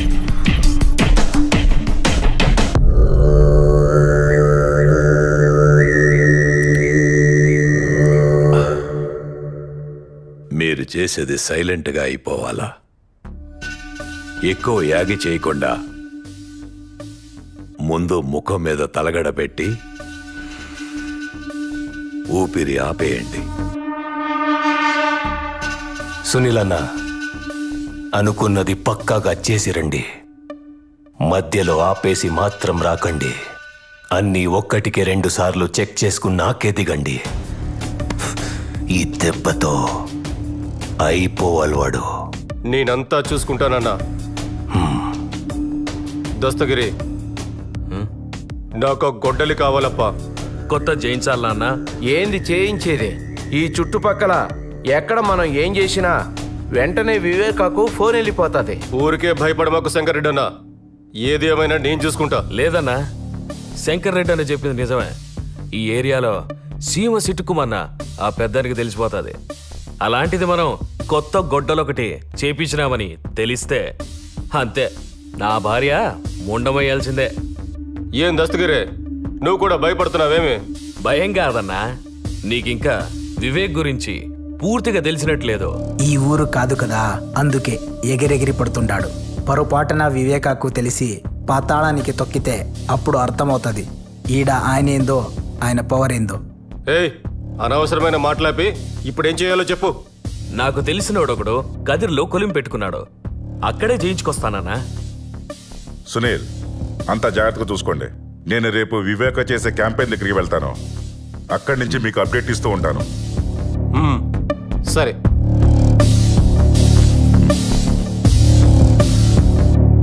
Cheers.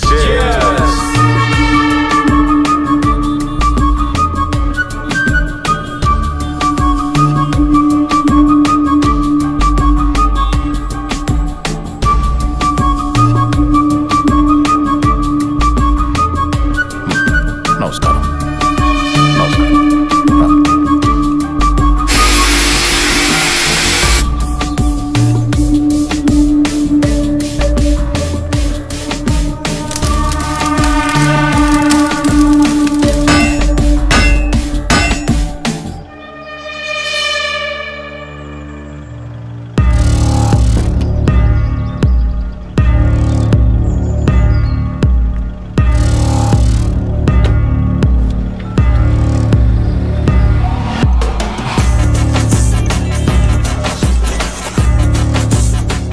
హలో సునీల్, వివేక ఇప్పుడే బయలుదేరినాడు క్యాంపెయిన్ నుంచి. ఓకే, ఇక్కడంతా నేను చూసుకుంటా.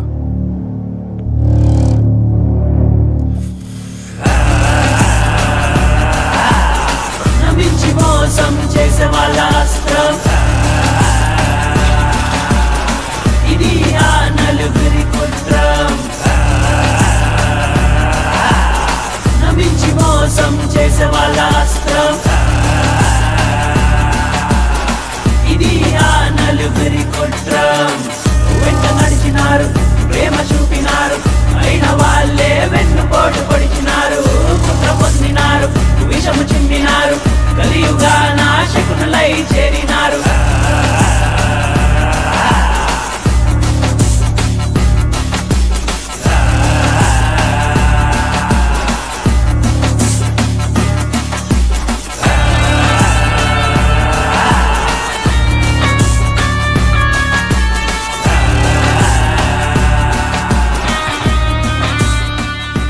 హలో సునీల్, ఏమై ఉండదు? అంతా ఓకేనా? దస్తగిరి కదిలికిపోయినాడు. గొడ్డలు తీసుకొస్తున్నాడు.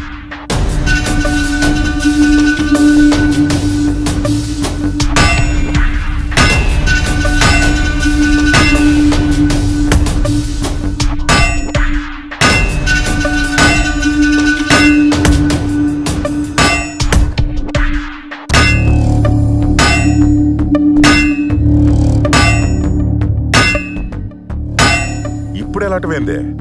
అయినా నువ్వెందుకు పంపించినావా? ఇదంతా ముందుగానే చూసుకున్న బళ్ళా? నీకేమైనా బుద్ధుండదా? నువ్వేం కంగారు పడ మాకు, వాడు వస్తాడు.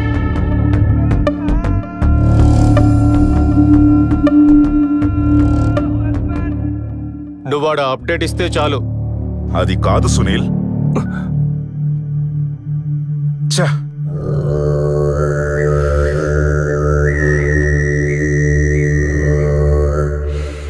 ఏమైంది అవినాష్? ఎంతవరకు వచ్చింది? నాయనా, మనోళ్ళు ఆల్రెడీ అక్కడే ఉన్నారు. మనం కాసేపు కామ్గా వెయిట్ చేస్తే వాళ్ళ పని వాళ్ళు చేసుకొని వస్తారు. మీరు రిలాక్స్గా ఉండండి. ఇంతకీ అన్న ఏమంటున్నాడు? నవీన్ ఫోన్కి అప్డేట్స్ ఇవ్వమన్నాడు. జాగ్రత్తగా మెదడు వాడండి. ఏం చేసినా ఊరికే ఒకదానికొకటి చేసుకొని నెత్తి మీదేసుకోబాకండి. నాయనా, ముందు నువ్వు రిలాక్స్గా ఉండు. మిగతాదంతా నేను చూసుకుంటాను. ఊరికి నువ్వు భయపడి నన్ను భయపెట్టు మాకు.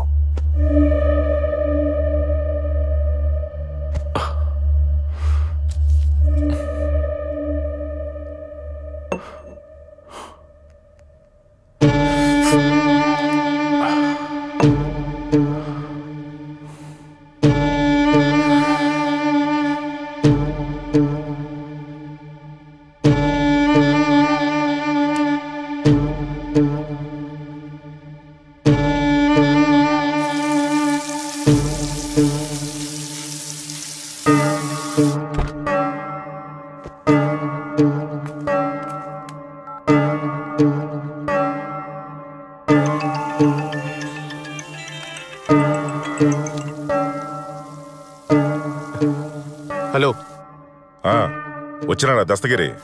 ఇంకా రాలేదు. ఇక్కడంతా బాగానే ఉంటుంది. చెప్పాను కదా, నేను అన్నీ చూసుకుంటాను. మళ్ళీ మళ్ళీ ఫోన్ చేసావంటే వాడికన్నా ముందు నిన్నేసేస్తా. గమ్మునాడిని ఏడుకు తీసుకురా. అది కాదు సునీల్, ఆ మాట పూర్తిగా వినకుండా కట్ చేసినాడే.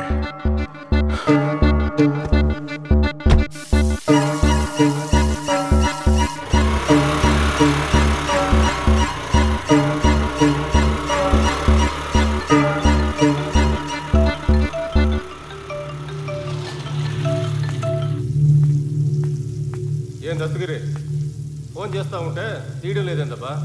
అన్నా డ్రైవింగ్లో ఉన్నానన్నా, టెన్షన్ అవుతా ఉంది. టెన్షన్ దేనికబ్బా? ఇంతకీ తెచ్చినావా లేదా? తెచ్చినానన్నా, బండిలో ఉండాది. సరే తొందరగా రా, పోయి మంత తాగుదాం. సరే అన్నా, వస్తాను. వీడేంటి ఇక్కడ? మళ్ళీ ఏ ఇంటి చుట్టే తిరుగుతూ ఉంటాడు? మొన్న వచ్చినప్పుడు కుక్క చచ్చిపోయింది. వీళ్ళంతా మళ్ళీ తిరుగుతున్నారంటే ఇంకేం ఘోరం జరగబోతాండాదో. ఈ విషయం అయ్యగారికి చెప్పాలి. ఆయన్ని ఎలాగైనా ఒప్పించి హైదరాబాద్కి పంపించాలి. అంత రెడీగా ఉండదన్నా, ఆ వివేక్ రావడమే ఆలస్యం.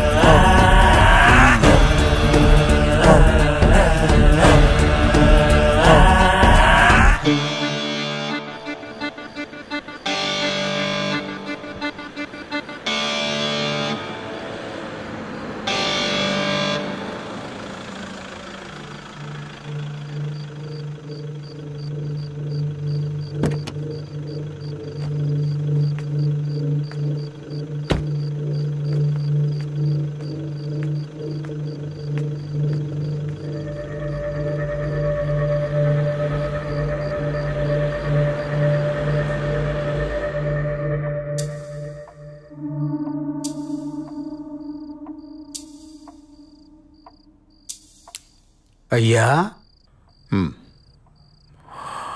డ్రైవర్ని పిలిపించి హైదరాబాద్కి వెళ్ళిపోండి అయ్యా. ఏమైందిరా? అయ్యా, మన కుక్క చనిపోయిండది కదా, అది మంచి శకునం కాదు.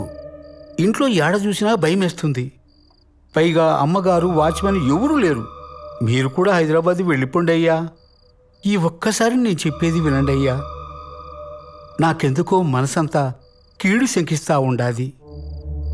కుక్క పోయిందని నాకు బాధగానే ఉండాదిరా. అది అపశకునమే కావచ్చు, కానీ దానికి మనమేం చేస్తాం? అది కాదయ్యా, నా మాట విని హైదరాబాద్కి వెళ్ళిపోండి అయ్యా. యాడికి రాపోయేది? పులివెందులలో, పైగా నా ఇంట్లో. నాకు భయమేందిరా? నన్నెవడేం చేస్తాడు? నువ్వు దిగులు పడకుండా పోయి పడుకో. అది కాదయ్యా. నువ్వు వెళ్ళి పడుకోరా, నేను చూసుకుంటానుగా. రంగయ్య. అయ్యా. ఆ తలుపు తెరిచిపెట్టుండు, గంగిరెడ్డి వస్తా అన్నాడు. గంగిరెడ్డా? ఇప్పుడా? ఈ టైంలో గంగిరెడ్డితో పనేందయ్యా? ఏంటి రంగయ్య, ఈరోజు ఎంత మాట్లాడుతుండావు? ఆ గంగిరెడ్డికి ఏదో పని ఉండదంట, మాట్లాడడానికి వస్తుండాళ్లే. అయ్యా, గంగిరెడ్డిని రేపు రమ్మని చెప్పండి అయ్యా. ఈరోజు ఇంటికి పొమ్మనండి. నువ్వు ఆలోచించకుండా తలుపు తెరిచిపెట్టి వెళ్ళి పడుకో. నాకేం భయం లేదులే, నేను చూసుకుంటానని చెప్తా ఉండా కదా. పో. సరేనయ్యా.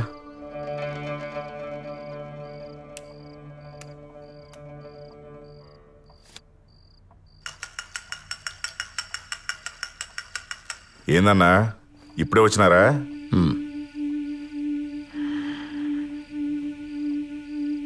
కూర్చో.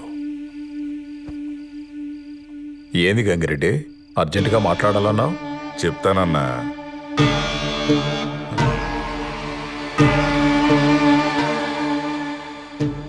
ఆ టైం కూడా వచ్చుండాది. దేని గురించి మాట్లాడాలి గంగిరెడ్డి? మీ గురించే బాధపడతాండన్నా. నా గురించా? నా గురించి ఎందుకు రెడ్డి? పాపం, ఇంట్లో నువ్వు ఒక్కడివే ఉండవు, కనీసం సెక్యూరిటీ కూడా పెట్టుకోలేదే. కాస్త జాగ్రత్తగా ఉండబాళ్ళా? ఎప్పుడేం జరుగుతుందో చెప్పలేం కదన్నా. నాకు సెక్యూరిటీ దేనికి రెడ్డి? నాకు ఆపద తలపెట్టే ధైర్యం ఎవడుకుండాది పులివెందుల్లో. అది కరెక్టే అన్న.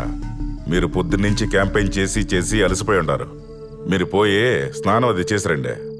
నేను ఏడ్నే ఉంటాను, తర్వాత మాట్లాడుకుందాం. సరే, ఏడ్నే ఉండు, వస్తాను.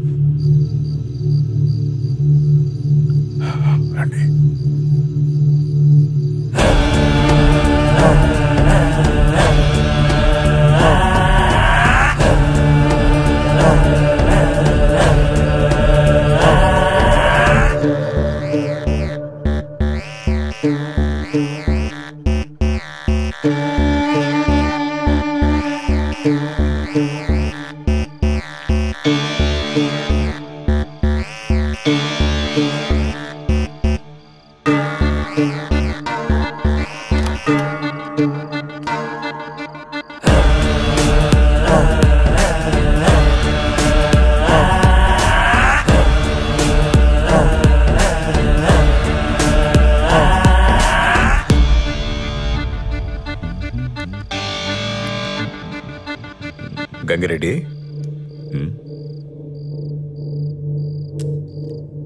ఈ టైంలో వీళ్ళేంటి ఇక్కడ? అదేనా, ఆ బెంగళూరు సెటిల్మెంట్ గురించి మాట్లాడదామని వచ్చుంటారులే. మీరే కంగారు పడకండి అన్నా, అంతా నేను చెప్తాలే కానీ మీరు వచ్చి కూర్చోండి అన్నా. ఆ సెటిల్మెంట్ పంచాయతీ ఎప్పుడూ అయిపోయింది కదా.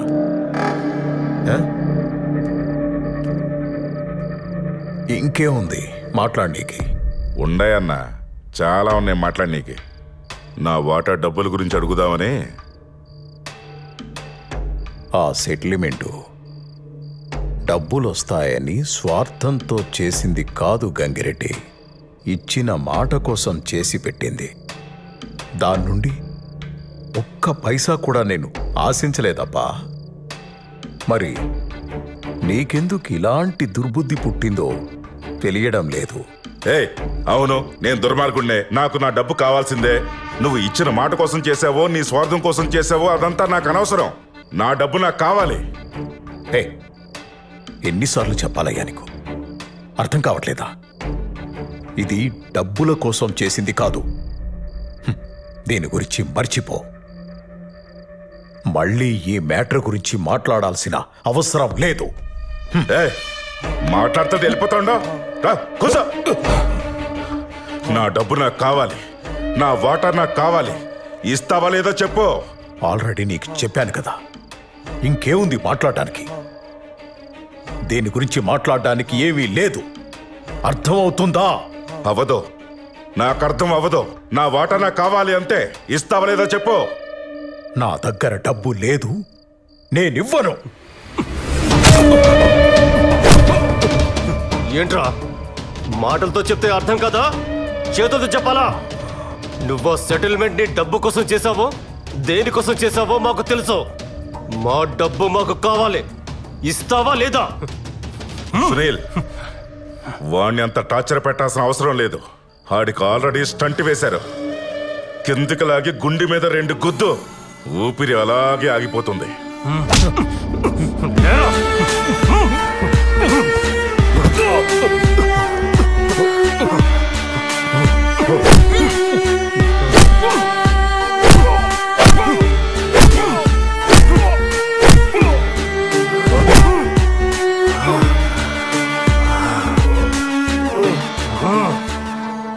గొడ్డలివరా?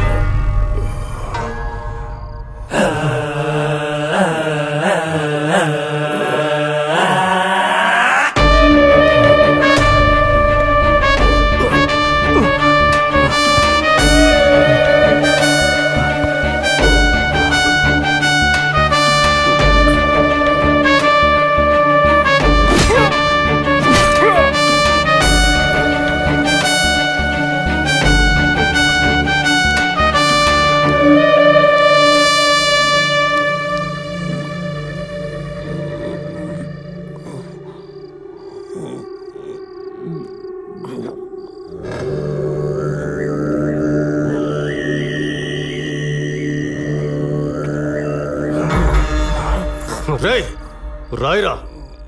మేము చెప్పినట్టు లెటర్ రాయ్. రాయమంటుంటే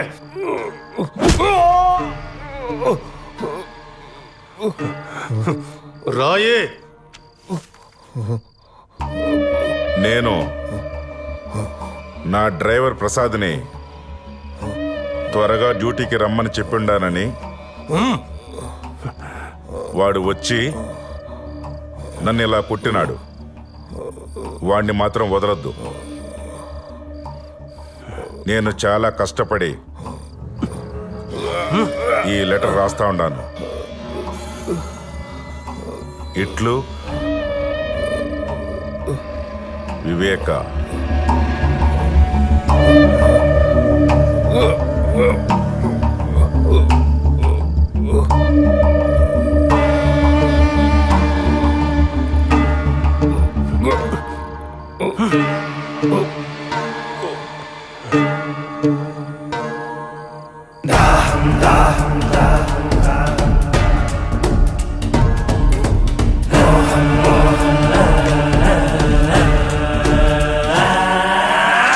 దాహం దాహం అధికార దాహం,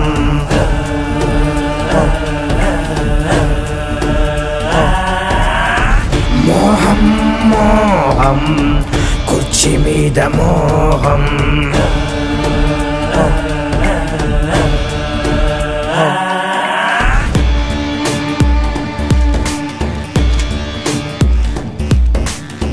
మరిచింది రక్త సంబంధం, ఆరింది పొలివెందుల దీపం, పెరిగింది క్రోధం, ఇది జగన్నాథ వ్యూహం,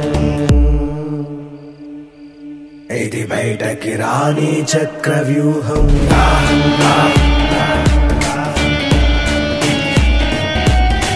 మోహం మోహం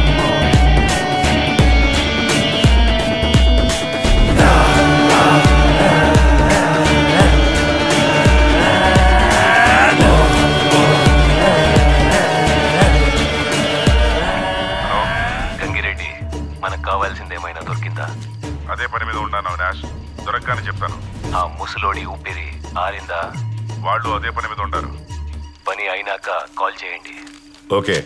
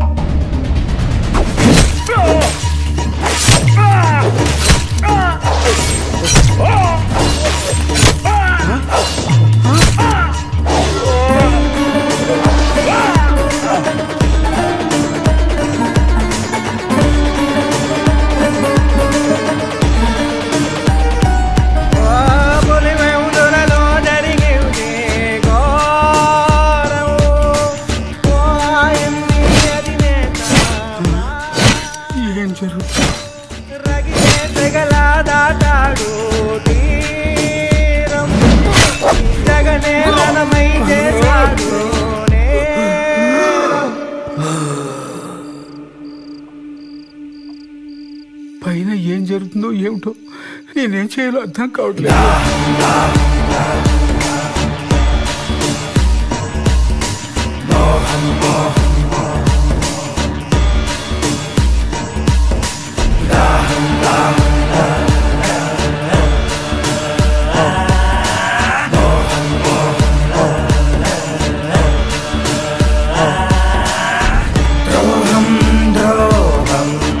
విశ్వాసద్రోహం మదనం మదనం తెర వెనక మరణం.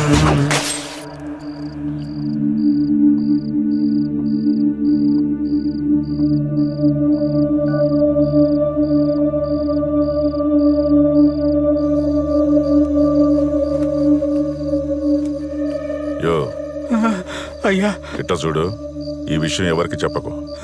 దీని వెనకన చాలా పెద్ద తలకాయలు ఉన్నాయి. యో ఎవరికైనా చెప్పినావనుకో నీ పని అయిపోతుంది. ఇప్పుడు నన్ను ఏం చేయమంటారయ్యా? నువ్వేం చేయాల్సింది లేదు. నీకేమీ తెలియనట్టుగానే ఉండు. పొరపాటు నా నోరు జారావో నీ ప్రాణం పోతుంది. అర్థమైందా? అట్టగనయ్యా. అయ్యో దేవుడా.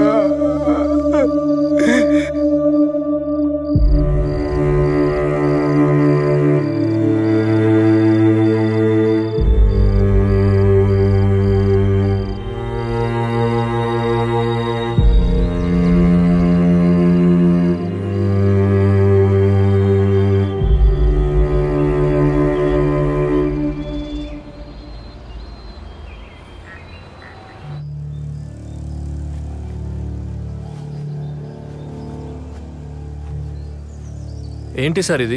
ప్రొసీజర్ ఫాలో చేయట్లేదు. ఇలా అయితే ఎవిడెన్స్ మొత్తం పాడైపోతుంది. ఇప్పుడు క్లీన్ చేయొద్దు సార్, ప్రొసీజర్ ఫాలో అవుదాం. ముందు నువ్వు కామ్గా ఉండు, మిగతావన్నీ నేను చూసుకుంటాను. అలా కాదు సార్, ఇలా చేస్తే ఆధారాలు పోతాయి. దయచేసి నా మాట వినండి.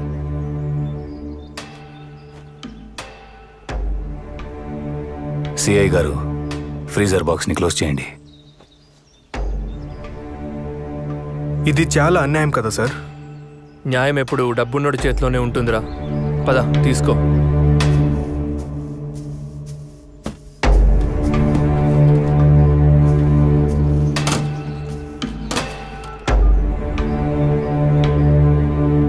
అన్నా, బాబాయ్కి హార్ట్ అటాక్ అయింది.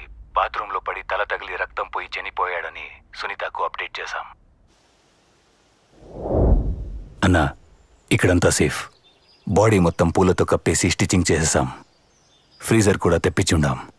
నువ్వు తొందరగా వస్తే క్రిమేషన్ చేయించిద్దాం. నాకిడ చిన్న పనుండది, చూసుకుని బయలుదేరుతాను. సరే అన్నా. ఈ లోపు నువ్వు అక్కడంతా జాగ్రత్తగా చూసుకో.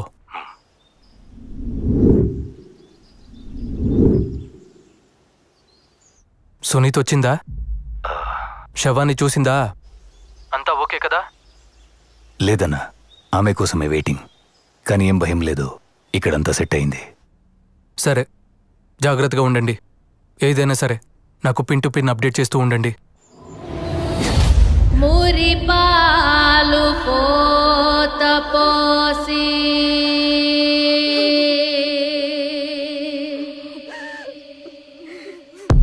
కనుపా. సరే అన్నా, సునీత వచ్చింది. నేను మళ్ళీ ఫోన్ చేస్తాను.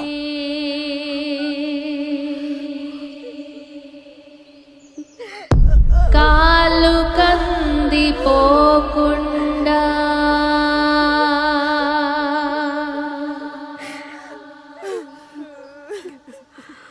నీడలాగా కాసినావు.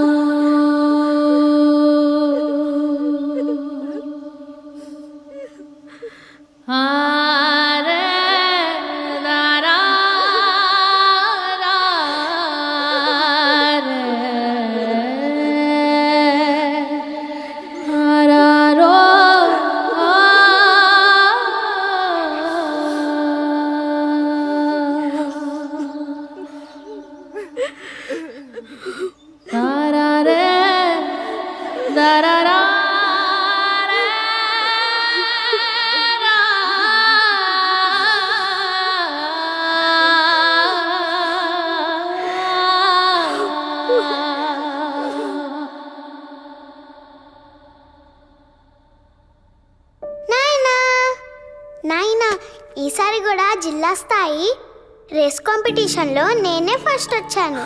ఇదిగో ప్రైజ్ కూడా ఇచ్చారు. నా చిన్నారి తల్లి, అన్నిట్లో నువ్వే ఫస్ట్ వస్తావని నాకు తెలుసు. ఇంతకీ నువ్వు పెద్ద అయినాక ఏమవ్వాలనుకుంటున్నావు తల్లి? నేను కూడా పెద్ద నాయనలాగే 5 రూపాయల డాక్టర్ అవుతాను నాయనా. పెద్ద నాయనలాగా అందరినీ బాగా చూసుకుంటాను. అయితే నన్ను కూడా బాగా చూసుకుంటావు కదా? నిన్నైతే పక్కనే ఉండి బాగా చూసుకుంటా నాయనా. నేను పక్కనుండుంటే ఇదంతా జరుగుండేది కాదు కదా నాయన. ఇదంతా నాదే తప్పు. నన్ను క్షమించండి నాయన. నా బంగారు తల్లి. వివేకాలు పంచే నాయనా,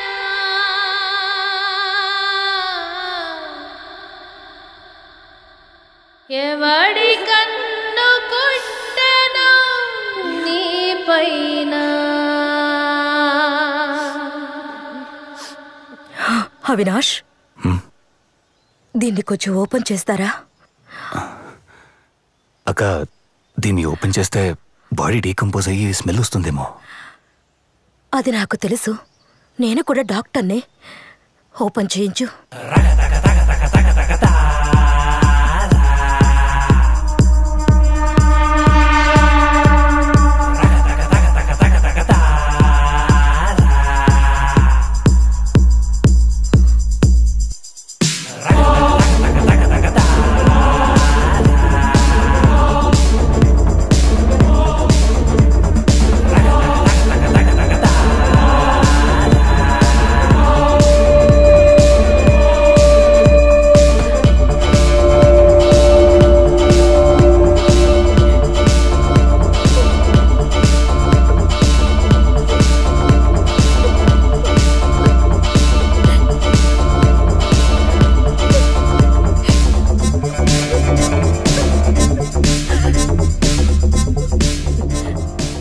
అవినాష్,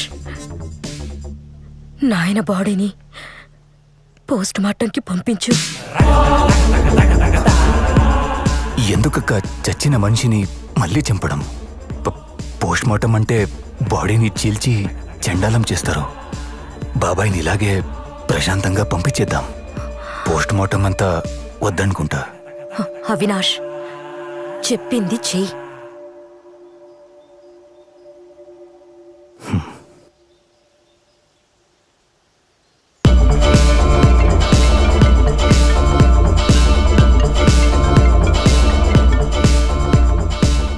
అవినాష్, ఎందుకు అన్నిసార్లు ఫోన్ చేస్తాడావు?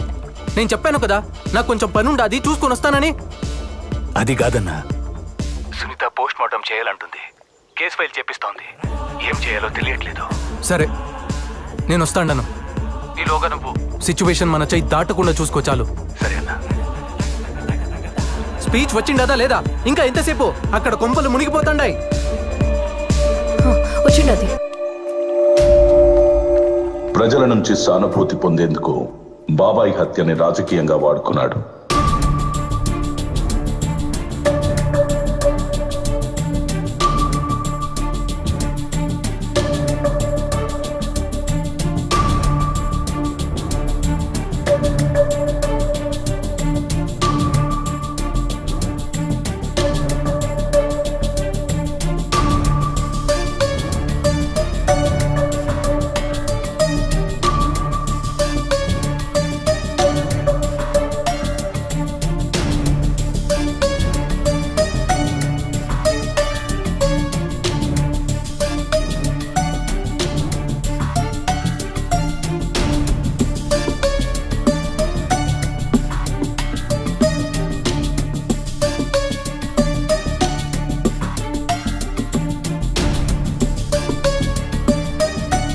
చిన్నాన్న మీద జరిగిన ఈ ఘటన నిజంగా అత్యంత దారుణమైన, రాజకీయంగా అత్యంత నీచమైన చర్య ఇది.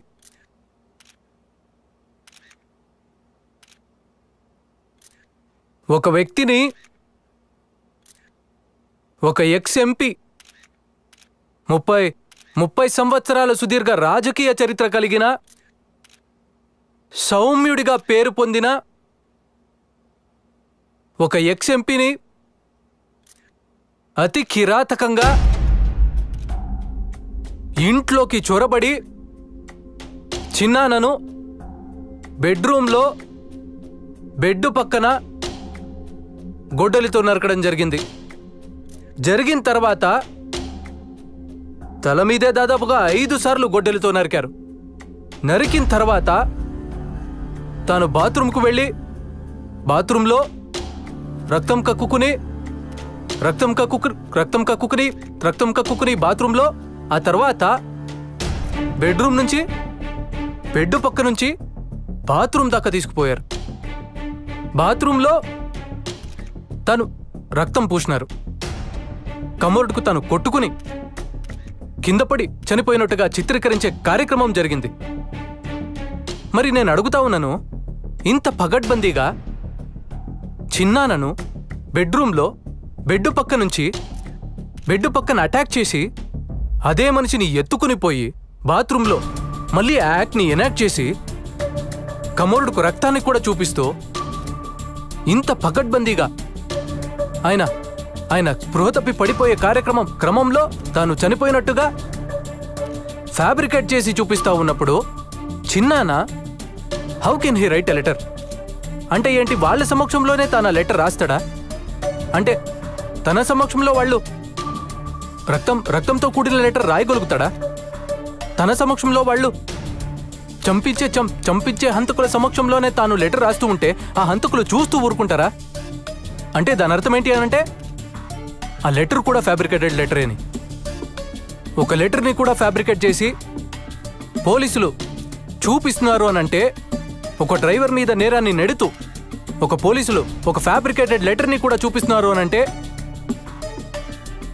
టోటల్గా ఈ వ్యవహారం అంతా కాన్స్పిరసీ తీరు నుంచి పక్కకు పోయి ఒక ఎక్స్ ఎంపీని అత్యంత దారుణంగా చంపారన్న విషయం మీద నుంచి పక్కకు పోయి ఒక సౌమ్యుణ్ణి అన్యాయంగా చంపినారన్న అంశం మీద నుంచి పక్కకు పోయి టోటల్గా ఈ విషయాన్ని వేరే పద్ధతులకి తీసుకెళ్లే కార్యక్రమం దగ్గరుండి జరుగుతూ ఉంది అక్కడ.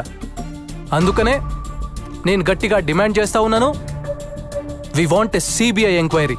ఆ రోజుల్లో నాన్న ప్రతిపక్ష నాయకుడిగా ఉన్నప్పుడు రాజారెడ్డిగా అబ్బన్ చంపినప్పుడు చంద్రబాబు నాయుడే, నాన్నగారు ప్రతిపక్షంలో ఉన్నప్పుడు రాజారెడ్డిగా అబ్బన్ చంపినప్పుడు చంద్రబాబు నాయుడే, మళ్ళా నాన్నగారు హెలికాప్టర్ క్రాష్ లో చనిపోయినప్పుడు అసెంబ్లీలో అన్న మాటలు చంద్రబాబు నాయుడు గారే, నాన్నగారు హెలికాప్టర్ క్రాష్ లో చనిపోయినప్పుడు అసెంబ్లీలో అన్న మాటలు చంద్రబాబు నాయుడు గారే, నా మీద దాడి జరిగినప్పుడు చంద్రబాబు నాయుడు గారే ముఖ్యమంత్రిగా ఉన్న వ్యక్తి, నా మీద దాడి జరిగినప్పుడు చంద్రబాబు నాయుడు గారే ముఖ్యమంత్రిగా ఉన్న వ్యక్తి. ఇవాళ చిన్నాయన మీద దాడి జరిగిన నేపథ్యంలో ముఖ్యమంత్రిగా ఉన్న వ్యక్తి మళ్ళీ చంద్రబాబు నాయుడే. మళ్ళీ ఇవాళ చిన్నాయన మీద దాడి జరిగిన నేపథ్యంలో ముఖ్యమంత్రిగా ఉన్న వ్యక్తి మళ్ళీ చంద్రబాబు నాయుడు గారే. ఇలా ఎటు చూసినా కూడా కాన్స్పిరసీ తీరే కనిపిస్తా ఉంది. అందుకనే మేము గట్టిగా డిమాండ్ చేస్తా ఉన్నాము, we want a CBI enquiry. CBI enquiry చేయిస్తేనే ఈ రాష్ట్ర ప్రభుత్వ అధికారులు చంద్రబాబు నాయుడు గారికి రిపోర్ట్ చేసే పరిస్థితి నుంచి పక్కకు పోయి, ఎప్పుడైతే రాష్ట్ర ప్రభుత్వ అధికారులు ఎంక్వైరీని చంద్రబాబు నాయుడు గారికి రిపోర్ట్ చేయని పరిస్థితి ఏర్పడుతుందో అప్పుడే ఖచ్చితంగా న్యాయం అనేది జరుగుతుంది. ఎక్కడ చూసినా కూడా కాన్స్పిరసీ థియరీ కనిపిస్తా ఉంది. సిబిఐ ఎంక్వైరీ చేస్తేనే రాష్ట్ర ప్రభుత్వ అధికారుల చేతిలో నుంచి ఈ ఎంక్వైరీ చంద్రబాబు నాయుడు గారికి రిపోర్ట్ చేసే పరిస్థితి నుంచి బయటికి పోయి, ఎప్పుడైతే చంద్రబాబు నాయుడు గారికి రిపోర్ట్ చేసే పరిస్థితి నుంచి ఇండిపెండెంట్ గా ఎంక్వైరీ చేసే పరిస్థితి ఎప్పుడైతే వస్తుందో అప్పుడే న్యాయం అనేది ఖచ్చితంగా జరుగుతుంది. సో అందుకనే నిజాలు బయటికి రావాలి, చేసిన వాళ్ళు ఎవరైనా కూడా వాళ్ళ మూలాలు తెలియాలి. అందుకనే we demanding a CBI inquiry. ఈ CBI inquiry కోసం we will represent to everybody whomsoever needs to be represented. So we are demanding a CBI inquiry. ఈ CBI inquiry కోసం we will represent to everybody whomsoever needs to be represented.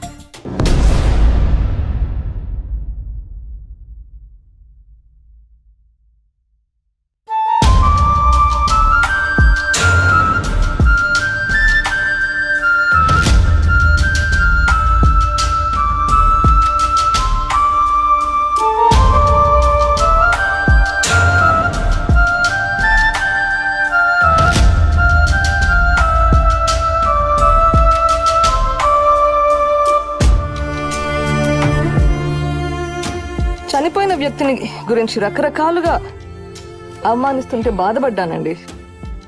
కూతురిగా మరింత కుంగించినాను. ఒక పెద్ద family మీద ఇన్ని మచ్చలు ఆరోపణలు వస్తుంటే తట్టుకోవడం ఎవరికైనా కష్టం.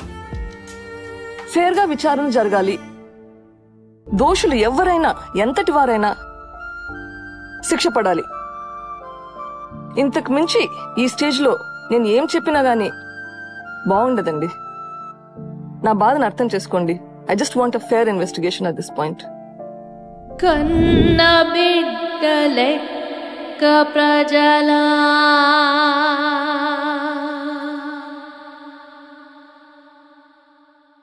బాగు నీవు కోరినావు,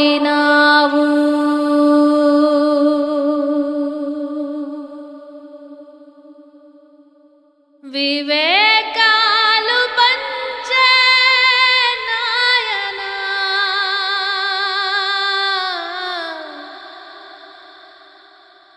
ఎవడి కన్ను కుట్టెను నీ పైన